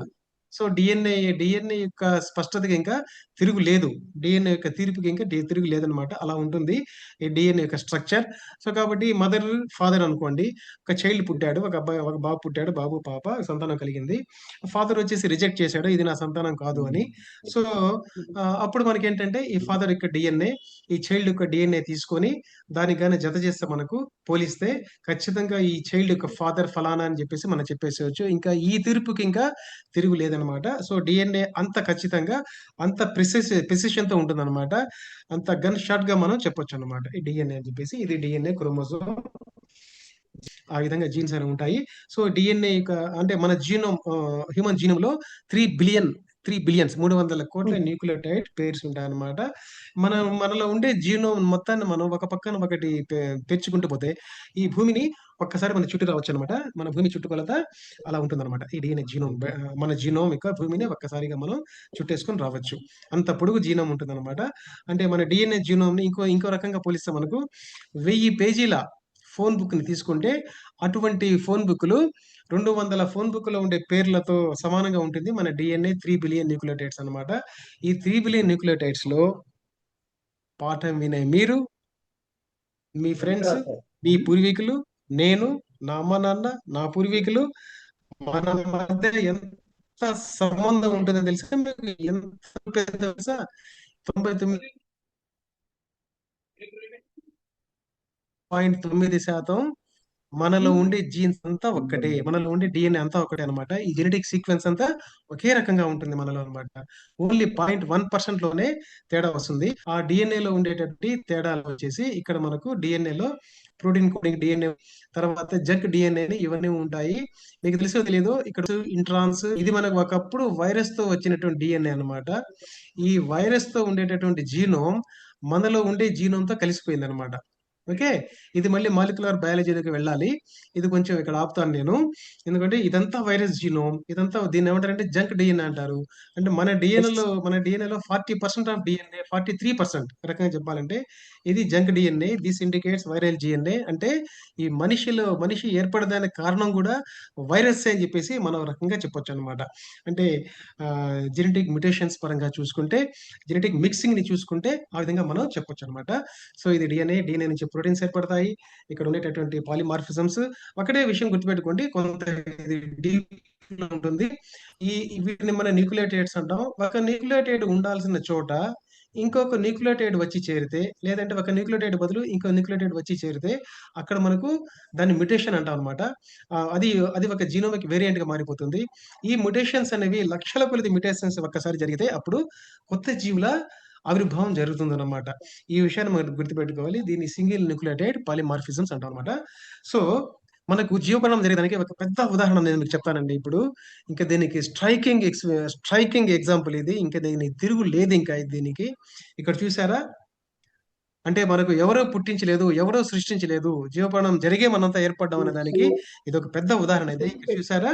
ఇది వచ్చేసి యానిమల్ సెల్ ఇది. ఇది జంతు కణం.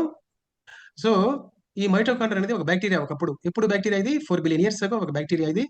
ఈ బాక్టీరియా ఈ సెల్ వచ్చేసి ఆర్కియల్ సెల్ ఇది ఒకప్పుడు. ఈ సెల్‌లోకి బాక్టీరియా ఒకప్పుడు లోపలికి వచ్చి, ఇది ఈ సెల్ లోపల అది జీవించడం మొదలుపెట్టింది. దాన్ని బయోసింబయోసిస్ అంటాం మనం. ఈ మైటోకాండ్రియా ఈ సెల్‌కు శక్తిని ఇస్తూ ఉంటే, కాండ్రియా అనేది ఈ సెల్ లోపల జీవించడం మొదలుపెట్టింది. ఇటువంటి మైటోకాండ్రియాలు ఇప్పటికీ ఏందంటే మన సెల్ లోపల ఉన్నాయి. దాదాపు 200-2 లక్షల మైటోకాండ్రియాలు ఉంటాయి మన సెల్ లోపల. ఈ మైటోకాండ్రియాలు అనేవి బాక్టీరియాలే. ఎందుకంటే ఈ సెల్ డివిజన్ అంటే మన కణాలు వచ్చేసి మన కణాల విభజన జరిగితే, ఆ విభజన అనేది మైటోసిస్ అనే ప్రక్రియ రూపంలో జరుగుతుంది. కానీ ఇది బాక్టీరియా కాబట్టి, బాక్టీరియాలో ఉండేటటువంటి కణ విభజన ద్విధా విచ్ఛితి లేకపోతే బైనరీ ఫిషన్ ద్వారా ఇది జరుగుతుందన్నమాట. ఇది పెద్ద ఎగ్జాంపుల్ ఇది. దీనికి ఇంక తిరుగులేదు. పరిణామం జరిగిందని చెప్పేది కోసం. This is a bacteria. ఇది ఒక సెపరేట్ జీవి. ఇది మన సెల్‌లో అలా ఉండిపోయింది. ఇది ఎప్పుడు ఉండిపోయింది ఇది? చాలా కాలం ముందు 4 బిలియన్ ఇయర్స్ అగో సెల్ ప్రవేశించి ఉండిపోయి, ఇప్పుడు మనకది శక్తి. దీంట్లో ఈ సెల్‌లో ఉండేటటువంటి న్యూక్లియస్‌లో ఒక సెపరేట్ DNA ఉంటుంది. ఈ DNA ఒక రకంగా ఏంటంటే మన లక్షణాన్ని నిర్ణయిస్తే, ఈ మైటోకాండ్రియాలో ఉండే DNA ఇంకో రకంగా ఇదేందంటే శక్తినిచ్చేదానికి ఉపయోగపడుతుందన్నమాట. ఈ మైటోకాండ్రియల్ DNA. దీన్ని గుర్తుపెట్టుకోవాలి. దీంట్లో ఉన్న మైటోకాండ్రియల్ DNA వచ్చేసి రౌండ్‌గా ఉంటుంది. మైటోకాండ్రియల్ DNA రౌండ్‌గా ఉంటుంది. ఇలా ఉంటుంది మైటోకాండ్రియల్ DNA. ఇది మైటోకాండ్రియా యొక్క ఎలక్ట్రాన్ మైక్రోస్కోప్ రూపం అది. ఇది కూడా చూడండి.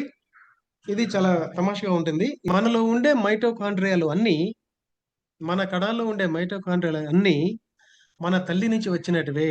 తండ్రి నుంచి రాలేదు. తల్లి, తండ్రి కలిసి మనం పుట్టినా, మనం ఏర్పడినా, మన జననం జరిగినా, మన కణాల్లో ఉండే మైటోకాండ్రియాలన్నీ మన తల్లి నుంచి, మన అమ్మ నుంచి వచ్చినటివే అని చెప్పేసి దానికి ఉదాహరణ ఏంటంటే, ఇది చూసారా ఇది? ఇది స్పెర్మ్ ఇది. అంటే శుక్రకణం. శుక్రకణంలో వచ్చి ఇది హెడ్, ఇది వచ్చేసి నెక్ ఇది. ఇది బాడీ, ఇది టెయిల్, తోక. ఈ తోక మనకు ఈదేదానికి ఉపయోగపడుతుంది.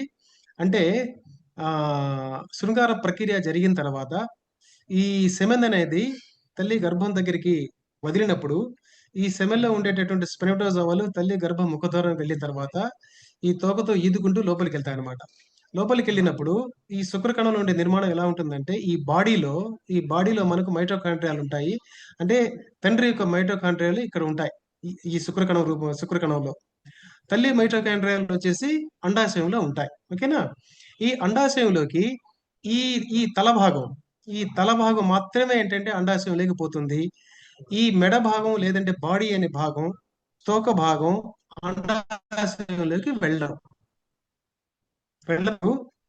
ఇక్కడ చూద్దాం. ఇక్కడ చూడండి ఒకసారి. ఇది శుక్రకణం. శుక్రకణంలో ఉండేటటువంటి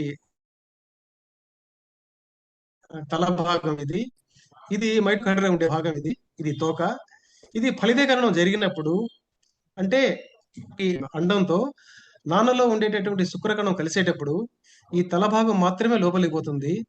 ఈ మైటోకాండ్రియాలో ఉండేటటువంటి మెడ భాగం, తోక భాగం బయటే ఉండిపోతాయి.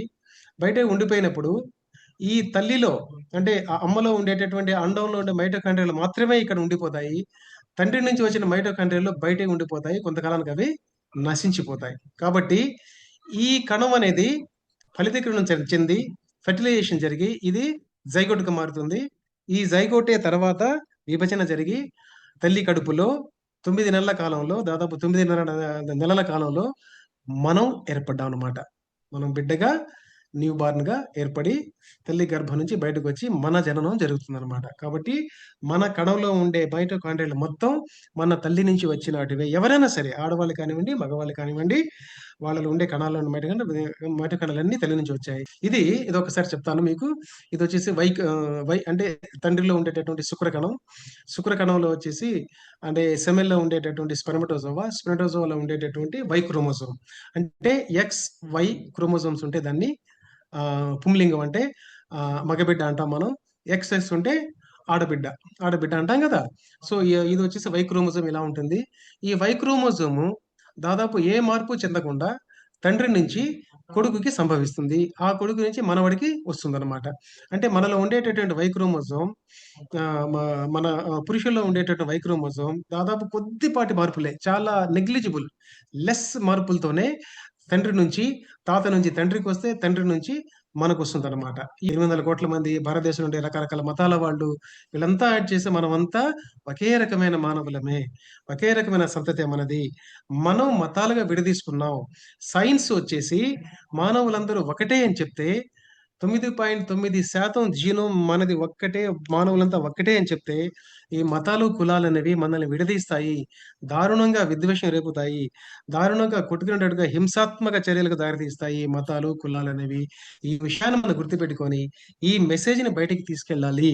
అపదాలు బయట పెడితే దాని జీనోమ్‌లో మనకు తెలిసిన విషయాలు ఇవన్నీ.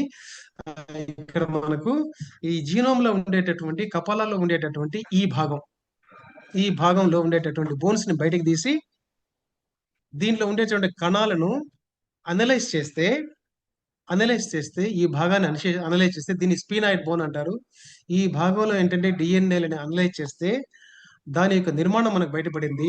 ఆ నిర్మాణాన్ని బట్టి దాదాపు వేల లక్షల సంవత్సరాల వెనక దొరికినటువంటి కపాలాల్లో ఉండే జీనోమిక్ సీక్వెన్స్, మనుషుల్లో ఉండే జీనోమిక్ సీక్వెన్స్, చింపాంజీలో ఉండే జీనోమిక్ సీక్వెన్స్, ఏప్స్‌లో ఉండే జీనోమిక్ సీక్వెన్స్ ఇవన్నీ గమనిస్తే జీవ పరిణామం ఖచ్చితంగా జరిగిందని చెప్పొచ్చు.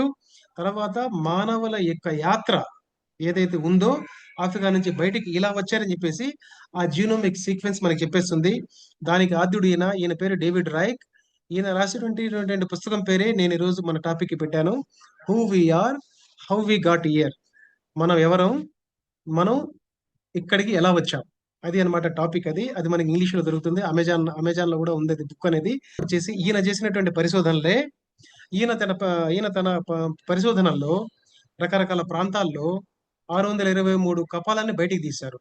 వాటి వయసును లెక్కబెట్టారు. వాటిలో ఉండే డీఎన్ఏ సీక్వెన్స్‌ని చూశారు. సీక్వెన్స్‌ని చూసుకుంటూ వెళ్తే రకరకాల ప్రాంతాల్లో రకరకాల మనుషుల్ని గమనించి సీక్వెన్స్‌ని చూసుకొని, ఈ మనుషులు ఇక్కడి నుంచి బయలుదేరారని చెప్పేసి ఖరాఖండిగా వాళ్ళు ఒక మ్యాప్ గీశారు. ఆ మ్యాపే నేను మీకు ఇందాక చూపించింది. ఈయన చేసిన ఈయన చేసిన పరిశోధనే. 22 సంవత్సరాలు దాదాపు 98 మంది శాస్త్రవేత్తలు అంత శ్రమపడి చేసినటువంటి పరిశోధన 2018లో అది ఆ పేపర్ రూపంలో బయటకొచ్చింది. ఈ విధంగా డీఎన్ఏ అనేది సీక్వెన్స్‌ని మనం చాలా జాగ్రత్తగా అది ఏంటంటే కంటామినేట్ కాకుండా మన డీఎన్ఏతో కంటామినేట్ కాకుండా చాలా జాగ్రత్తగా మెషిన్స్‌లో చూస్తారనమాట. ఈ విధంగా ఇక్కడ ఒక చూడండి. ఇది L3 అండ్ M అంటే మైటోకాండ్రియాలో ఉండేటటువంటి డీఎన్ఏ నేను చెప్పాను కదా! మన తల్లి నుంచే మనకు మైటోకాండ్రియా వస్తుందని. ఆ మైటోకాండ్రియాలో ఉండే డీఎన్ఏ సీక్వెన్స్‌ని రకరకాల ఇప్పుడు చూడండి యూరోప్, ఇది ఇది వచ్చేసి రష్యా, ఇది వచ్చేసి అమెరికా, ఇది వచ్చేసి లాటిన్ అమెరికా, ఇది వచ్చేసి దక్షిణ అమెరికా, ఈ ఇక్కడ చైనా. ఈ ప్రాంతాల్లో ఉండేటటువంటి మదర్స్‌లో ఉండేటటువంటి డీఎన్ఏని సీక్వెన్సింగ్ చేసుకుంటూ, పోల్చుకుంటూ వెళితే కేవలం మదర్స్‌లో ఉండేటటువంటి మైటోకాండ్రియాలో ఉండేటటువంటి డీఎన్ఏనే సీక్వెన్సింగ్ పోల్చుకుంటూ వెళ్లారన్నమాట వీళ్ళు. వెళితే 2 ముఖ్యమైనటువంటి డివిజన్స్ బయటపడ్డాయి. ఎన్ అండ్ ఎం అని చెప్పేసి. ఎన్ హ్యాప్లోటైప్స్, ఎం హ్యాప్లోటైప్స్ అంటారు వీటిల్ని. ఈ రెండిటి మాతృక మళ్ళీ ఆఫ్రికాలో ఉండేటటువంటి L1 అనేటటువంటి మాతృకతో అక్కడ ఉండే మదర్‌లో ఉండే మైటోకాండ్రియాతో పోలి ఉన్నాయి ఇవన్నీ. ఇవన్నీ ఇక్కడ ఉండేటటువంటి ప్రపంచంలో ఉండే మైటోకాండ్రియాలో ఉండే డీఎన్ఏ అంతా ఈ ఆఫ్రికాలో ఉండేటటువంటి ఇప్పుడున్నటువంటి మదర్‌లో ఉండే డీఎన్ఏతో పోలి ఉన్నాయి. దీన్ని L1 హ్యాప్లోటైప్ అంటారు. ఈ మెటర్నల్ డీఎన్ఏ ఏదైతే ఉందో మైటోకాండ్రియల్ డీఎన్ఏ దీని నుంచే వీళ్ళంతా వచ్చేసి ఏర్పడ్డారు. అంటే మైగ్రేషన్ అనేది ఇక్కడి నుంచే జరిగింది అని చెప్పేసి స్పష్టంగా చెప్పారు. స్పష్టంగా చెప్పారు. ఇదొక పెద్ద ఎవిడెన్స్ బయటపడిందనమాట. ఇదొక పెద్ద ఎవిడెన్స్. వీళ్ళు చేసిందే అది. డేవిడ్ రైక్ అనే వాళ్ళు చేసిన ఎవిడెన్సే అది. ఈ విధంగా వాళ్ళు చేశారు. తర్వాత వై క్రోమోజోమ్‌ని కూడా చూసారు వాళ్ళు. వై క్రోమోజోమ్‌ల యొక్క మార్పు అంటే మగవాళ్ళు ఎక్కడెక్కడికి వెళ్లారు ఇవన్నీ ఏంటంటే వై క్రోమోజోమ్‌లో ఉండే మార్పును కూడా చూసారు. దాన్ని R1A హ్యాప్లోటైప్ అని, R1B హ్యాప్లోటైప్స్ అని చూసారు. దాంట్లో మళ్ళీ భారతదేశంలోకి వచ్చేటప్పటికి R1A1 అనే హ్యాప్లోటైప్ అనేది భారతదేశంలోకి వచ్చింది.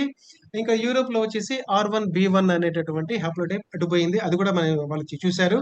ఇవన్నీ ఏంటంటే మన మైగ్రేషన్‌లో జీనోమిక్ సీక్వెన్సెస్‌లో వై క్రోమోజోమ్ సీక్వెన్సెస్‌లో తెలుస్తాయి. మైటోకాండ్రియాలో ఉండే డీఎన్ఏ సీక్వెన్సెస్ మనకు ఈ ఫీమేల్ మైగ్రేషన్, ఫీమేల్స్ అనేవాళ్ళు మన మాతృక ఎవరనేది ఆ విధంగా తెలిసిందనమాట. ఈ విధంగా మనకు ఈ విధంగా తెలుస్తాయి. సో, ఇవన్నీ మనం అనుకుంటాం గదా! ఇవన్నీ మనకు ఎలా లెక్కపెట్టారు సార్ ఇవన్నీ ఇన్ని వేల సంవత్సరాలు, లక్షల సంవత్సరాలంటే కార్బన్ డేటింగ్ అన్న ప్రక్రియతో మనకు 50-60 వేల సంవత్సరాల వరకు కార్బన్ డేటింగ్‌తో మనం ఆ కపాలం యొక్క వయసు లేదంటే ఆ శిలాజం యొక్క వయసు మనం చెప్పొచ్చు.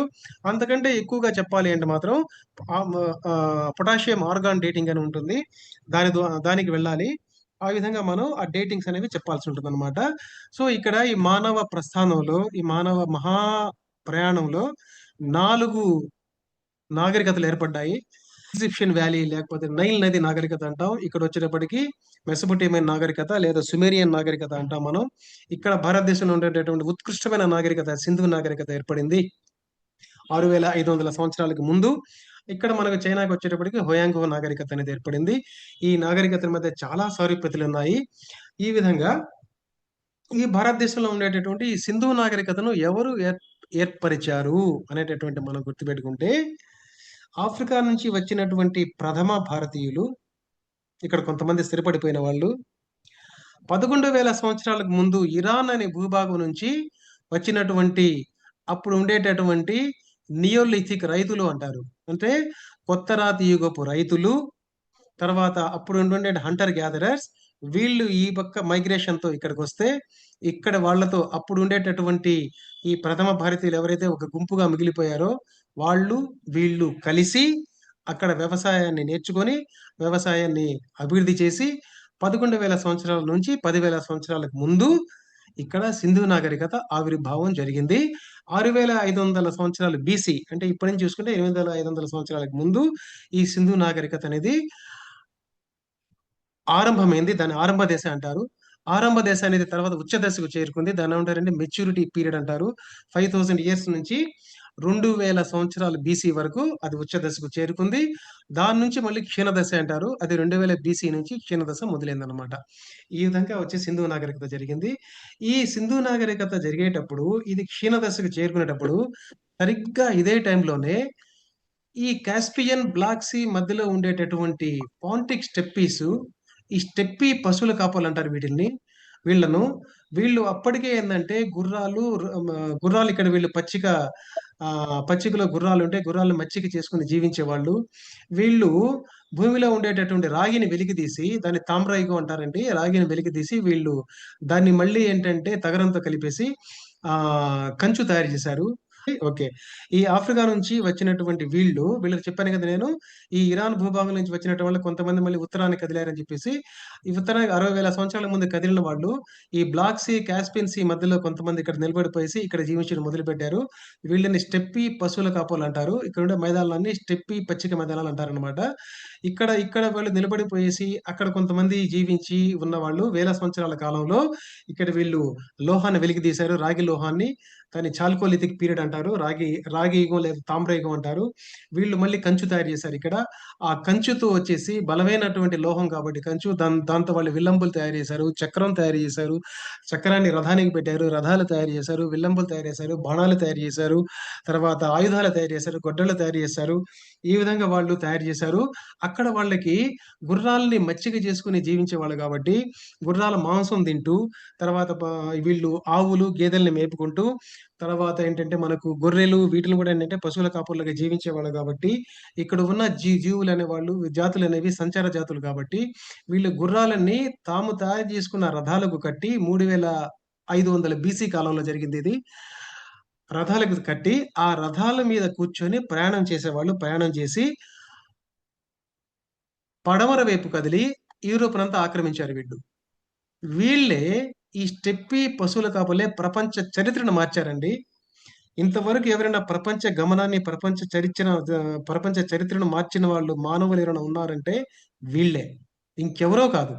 ఈ స్టెప్పీ పశువుల కాపరులే ఇక్కడ వీళ్ళు గుర్రాలను, రథాలను తయారు చేసుకొని, బాణాలను, విల్లంబులు, మారణాయుధాలను తీసుకొని కొంతమంది ఉత్తరం వైపు కదిలారు. కొంతమంది మళ్ళీ తూర్పు వైపు కదిలారు. తూర్పు వైపు కదిలి ఇలా బయలుదేరి, ఇలా బయలుదేరి, ఇలా బయలుదేరి, ఇలా వచ్చి ఇక్కడికొచ్చేటప్పుడు ఇక్కడ ఆల్టాయి పర్వత శ్రేణులు అనేవి వీళ్ళకు అడ్డు తగిలాయి. అడ్డుకు తగిలినప్పుడు కొంతమంది పైకెళ్ళిపోయారు. కొంతమంది ఆల్టాయి పర్వత శ్రేణుల దగ్గర నుంచి కిందికి దిగేసి ఇక్కడ కింద భాగంలో మనకు పామీర్ పర్వత శ్రేణులు అని ఉంటాయిక్కడ. ఈ పామీర్ పర్వత శ్రేణుల యొక్క ఆ భూభాగం ప్రాంతం నుండి అక్కడి నుంచి ముందుకు కదిలి, కదిలి కిందకొచ్చేసి ఇక్కడ ఇప్పుడు ఉండేటటువంటి పాకిస్తాన్‌లో ఉండేటటువంటి క్వెట్టా కాదు స్వాత్ అనేటటువంటి ఆ లోయ దగ్గరికి వచ్చారీళ్ళు. ఇది ఎప్పుడు జరిగింది? 2000 బీసీ నాటికి వీళ్ళు ఇక్కడికొచ్చారు. ఇక్కడికొచ్చారు వీళ్ళు. ఎవరు వీళ్ళు? స్టెప్పీ పశువుల కాపరులు 2000 బీసీ నాటికి ఈ పామిరి పర్వత శ్రేణుల యొక్క భాగం నుండి ఇక్కడికి వచ్చి స్వాత్ లోయని చూసి ఎంత బాగుంది ఈ స్వాత్ లోయ, ఎంత పైరు పచ్చలతో ఉంది, ఈ సింధు నది ఎంత బాగుంది, ఈ నీళ్లు ఎంత స్వచ్ఛంగా ఉన్నాయని చెప్పేసి అక్కడ వాళ్ళ పశువుల్ని తీసుకొని తర్వాత గేదెలను, ఆవులను తీసుకొని ఇక్కడికి వచ్చి తర్వాత గుర్రాలను తీసుకొని వాటికి నీళ్లు తాపించుకుంటూ పచ్చిక మేపుకుంటూ ఇక్కడ చాలా కాలం ఉండిపోయారు వీళ్ళు. వీళ్ళెవరో తెలుసా అండి? వీళ్ళే ఆర్యులు. వీళ్ళే ఆర్యులనమాట. ఆర్యులు ఎవరంటే ఈ స్టెప్పీ మైదానంలో ఉండేటటువంటి పశువుల కాపరులే ఆర్యులు. వీళ్ళిక్కడికొచ్చారు. వీళ్ళు వస్తూ ఇందాక నేను చూపించినటువంటి తెల్ల రంగు మన శరీరం రంగుని తీసుకొచ్చారీళ్ళు. ఈ స్టెప్పీ పశువుల కాపరులు శరీరం యొక్క రంగుని తీసుకొచ్చారు. తర్వాత ఇక్కడ ఏర్పడినటువంటి బ్లూ కలర్ ఐస్ వీటిని కూడా ఇక్కడ తీసుకొచ్చారు. ఓకేనా? వీళ్ళు వచ్చిన వాళ్ళు అప్పటికే ఏంటంటే సింధు నాగరికత క్షీణదశలో ఉంది కాబట్టి ఇక్కడ ఉండేటటువంటి ప్రజలు వీళ్ళు దాదాపు ఆఫ్రికా నుంచి వచ్చిన వాళ్ళే కాబట్టి వీళ్ళు ఈ స్టెప్పీ పశువుల కాపరులు చాలా బలవంతులు.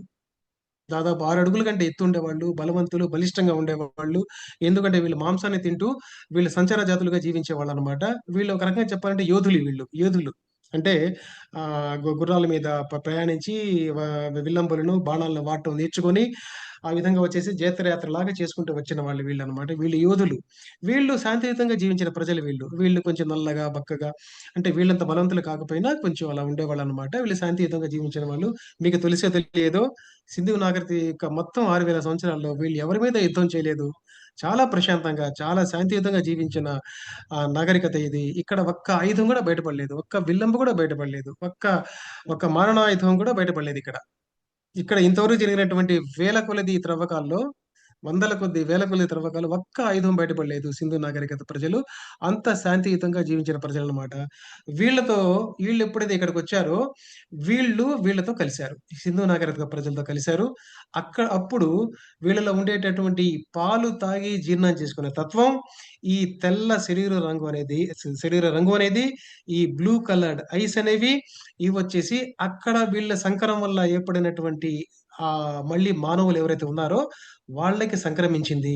కాబట్టి వీళ్ళలో ఉండేటటువంటి ఆ తెలుపు రంగు అనేది ఇప్పుడు భారతీయుల్లో ఉండే తెలుపు రంగు అనేది వచ్చేదానికి కారణం వీళ్ళు. వీళ్ళు ఇప్పుడు భారతీయుల్లో ఉండేటటువంటి కొంచెం గోధుమ రంగు ఆహ్, చర్మం కానివ్వండి, గోధుమ రంగు వెంట్రుకలు కానివ్వండి వచ్చేదానికి కారణం గూడా వీళ్ళనమాట. వీళ్ళిక్కడ మిశ్రమం చెందారు ఈ సింధు నాగరికత ప్రజలతో.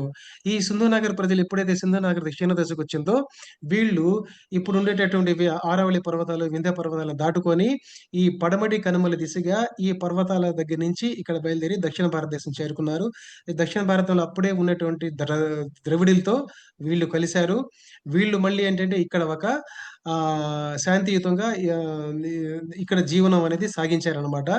ఈ సింధు నాగరికత ప్రజలు ఇక్కడ అప్పటికే ఉన్నటువంటి ద్రవిడ భూభాగం మీద ఉండేటటువంటి ఫస్ట్ ఇండియన్స్ వీళ్ళిద్దరూ కలిసిమెలిసి ఇక్కడ జీవించడం మొదలుపెట్టారు. ఈ విధంగా ఇక్కడ ఈ విధంగా ఇక్కడ దక్షిణ భారతీయులైన వాళ్ళు ఇక్కడ ఏర్పడ్డారనమాట. వీళ్ళనేమంటారంటే సింధు నాగరికత ప్రజలు ఇక్కడ ఉండే వాళ్ళతో వచ్చి కలిసినప్పుడు ఇక్కడ ఏర్పడినటువంటి ఈ మిశ్రమ జాతిని, ఈ మిశ్రమ ద్రవిడ జాతిని ఏమంటారంటే ఏన్షియంట్ సౌత్ ఇండియన్స్ అంటాం అన్నమాట. ఏన్షియంట్ సౌత్ ఇండియన్స్ అంటాం. వీళ్ళు దాదాపు ఈ దక్షిణ భారతదేశం, మధ్య భారతదేశం ఈ దాదాపు కొంతవరకు ఈ భాగంలో మొత్తం వ్యాపించారనమాట. వీళ్ళని ఏన్షియంట్ సౌత్ ఇండియన్స్ అంటాం అన్నమాట. ఏన్షియంట్ సౌత్ ఇండియన్స్ అంటాం. ఈ ఆర్యులైన వాళ్ళు భారతదేశానికి వచ్చిన తర్వాత ఇక్కడ ఉండేటటువంటి సింధు నాగరికత ప్రజలతో కలిసి ఏర్పడినటువంటి వాళ్ళ సంతతిని ఏన్షియంట్ నార్త్ ఇండియన్స్ అంటాం అనమాట. ఏఎన్ఐ, ఏఎస్ఏ అనమాట. ఈ విధంగా ఏఎన్ఐ, ఏఎస్ఏలు మనకు ఏర్పడ్డాయన్నమాట. ఈ విధంగా భారతదేశ జనాభా అనేది ఉత్తర భారతదేశంగా, దక్షిణ భారతదేశంగా ఉందన్నమాట.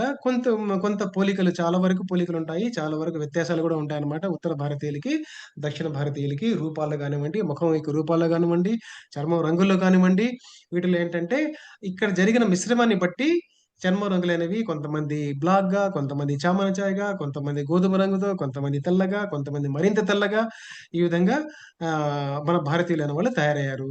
సౌత్ ఇండియాలో ఉండేవాళ్ళు చాలా మంది ఎక్కువగా నల్లగా ఉంటారు. లేదంటే చామన ఛాయగా ఉంటారు. నార్త్ ఇండియాలో ఉన్నవాళ్ళు ఎక్కువ మంది తెల్లగా ఉంటారు. కొంతమంది నల్లగా కూడా ఉండొచ్చు. చామన ఛాయతో ఉండొచ్చు. కానీ పర్సెంటేజ్ మారుతూ ఉంటుంది. దీనికి కారణం ఏంటంటే ఆర్యులైన వాళ్ళు భారతదేశానికి వలస వచ్చిన తర్వాత జరిగినటువంటి జాతి సంకరం అనేది దీనికి కారణం. కాబట్టి ఒక రకంగా చెప్పాలంటే భారతీయులందరే కాదండి. ఇక్కడ ఉండేటటువంటి ప్రపంచంలో ఉండే అన్ని జాతులు కూడా సంకర జాతులే, మిశ్రమ జాతులే అన్నమాట. మనం కూడా ఒక రకంగా మిశ్రమ జాతే అన్నమాట. ఎందుకంటే మన డీఎన్ఏ ఇందాక చెప్పినటువంటి డీఎన్ఏ అనాలిసిస్ ఏం చెప్తుందంటే, మన డీఎన్ఏని చూసుకుంటే ఈ ఆర్యన్ డీఎన్ఏ, ఈ ఆర్యుల డీఎన్ఏ, ఈ సింధు నాగరికత ప్రజల డీఎన్ఏ, ఈ దక్షిణ భారతదేశంలో ఉండేటటువంటి ఫస్ట్ ఇండియన్ ప్రజల డీఎన్ఏ, ఈ కొంతమందిలో ఈ టిబెటన్ భూభాగం నుంచి వచ్చినటువంటి వీళ్ళ డీఎన్ఏ మొత్తం మిక్స్ అయ్యి ఉంది మన డీఎన్ఏలో. ఇదే మనకు పెద్ద ఎవిడెన్స్. భారతదేశంలోకి చాలా వలసలు వచ్చాయి. చాలా సంకరం జరిగింది భారతదేశంలో దానికి. ఈ డీఎన్ఏ యొక్క జెనెటిక్స్ అనేవి స్పష్టంగా చెప్తున్నాయన్నమాట. ఓకేనా? ఇప్పుడు మనకు ఉండేటటువంటి ఈ దక్షిణ భారతదేశంలో ఉండేటటువంటి ఈ మిశ్రమ జాతులు అంత మిశ్రమం కాకుండా కొద్దిపాటి మిశ్రమ లక్షణాలు కలిసి ఉన్నవాళ్ళు ఈ అండమాన్ నికోబార్‌లో మనకున్నారు ఇప్పటికి ఉన్నారు. 105 మంది వరకు ఉన్నారు వాళ్ళు. ఈ 105 మంది వీళ్ళల్లో ఈ ఓల్డ్ ఆఫ్రికా నుంచి వచ్చిన వాళ్ళ జీనోమ్ ఇక్కడ ఎక్కువగా ఉంటుంది. వీళ్ళల్లో వీళ్ళ జీనోమే ఇక్కడ చాలా ఎక్కువగా ఉంటుంది. కొద్దిపాటి ఆర్యన్ జీనోమ్ చాలా తక్కువగా ఉంటుంది. చాలా తక్కువగా ఉంటుంది. ఈ దక్షిణ భారతదేశంలో ఉండే ఫస్ట్ ఇండియన్స్ జీనోమ్ కూడా ఉంటుందన్నమాట.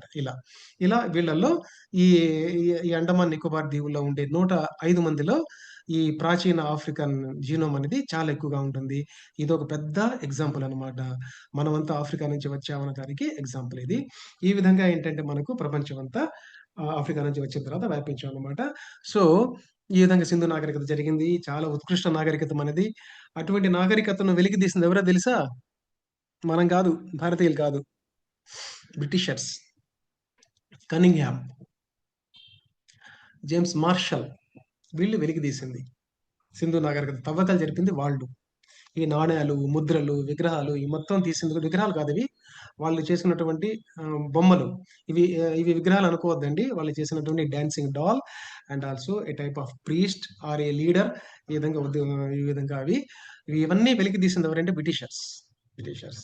వాస్తవానికి మన అశోకుడిని కూడా వెలికి తీసింది మనం కాదు. మన అశోకుడు ఉన్నాడే, అశోక చక్రవర్తి, మహా చక్రవర్తి, మహా సామ్రాట్టు. అతని గురించి కనుక్కుంది కూడా బ్రిటిష్ వాళ్ళే. మనం కాదు. ఈ విధంగా బ్రిటిష్ వాళ్ళు ఒక రకంగా భారతదేశాన్ని దోచుకుపోయినా కొన్ని మంచి పనులు చేసి పెట్టారు. మన చరిత్రను మనకు చెప్పారు. మనమంతా ఎక్కడి వాళ్ళం ఇప్పుడు? చివరిగా ముగింపు మాటలు మనమంతా ఆఫ్రికన్స్‌మే. ఆఫ్రికా నుంచి బయలుదేరి వచ్చినట్టు మానవులమే. కాపోతే రకరకాల కాలాల్లో రకరకాల మార్పులు జరిగి రకరకాల ప్రాంతాల్లో స్థిరపడిపోయేసి మనం భారతీయులుగా ఉన్నాము. ఇక్కడ మనకు మతాలకు మనం విడదీసుకున్నాము. మత విద్వేషాలు మనం రెచ్చగొట్టుకుంటున్నాము. ఇది ఎప్పటికీ కూడదు. భారతదేశ నిర్మాణం మతాలను రెచ్చగొట్టుకొని, మతాల మధ్య వైరుధ్యాలను ఏర్పాటు చేసుకునేటటువంటి భారతదేశం కాదు మనది. ఎప్పటినుంచో శాంతియుతంగా, సామరస్యంగా జీవించిన భారతదేశ యొక్క భారతదేశ భూమి ఇది. భరతఖండం ఇది. దీన్ని అలాగే మనం కాపాడాలని జెప్పేసి, అదే మన రాజ్యాంగ స్ఫూర్తి అయినటువంటి sovereign, secular, socialist, democratic, republic ఈ 5 సూత్రాలను మనం ఎప్పటికీ మర్చిపోకూడదని, ఈ భారతదేశ సెక్యులరిజం అనే తత్వాన్ని మనం మతాలకు అతీతమైన భారతదేశంగా ఉండాలని జెప్పేసి కోరుకోవాలని, మనం కాదండి, మనం కొద్ది రోజులు అంతరించిపోతాం. మన తర్వాత మన పిల్లలు, వారి పిల్లలు, వారి పిల్లలు ఎన్నో తరాలు ఇక్కడ జీవించాలి. మన తర్వాతి తరాలు. వాళ్ళు విద్వేషాలు రేపుకొని, కొట్టుకొని చావకుండా, చంపుకోకుండా ఒక శాంతియుత వాతావరణంలో జీవించాలని జెప్పేసి, అటువంటి సమాజం కోసం మనమంతా ప్రయత్నించాలని ఈ సందర్భంగా మీకు చెప్తూ ఈ కృతజ్ఞత తెలుపుకుంటున్నాను. Thank you very much.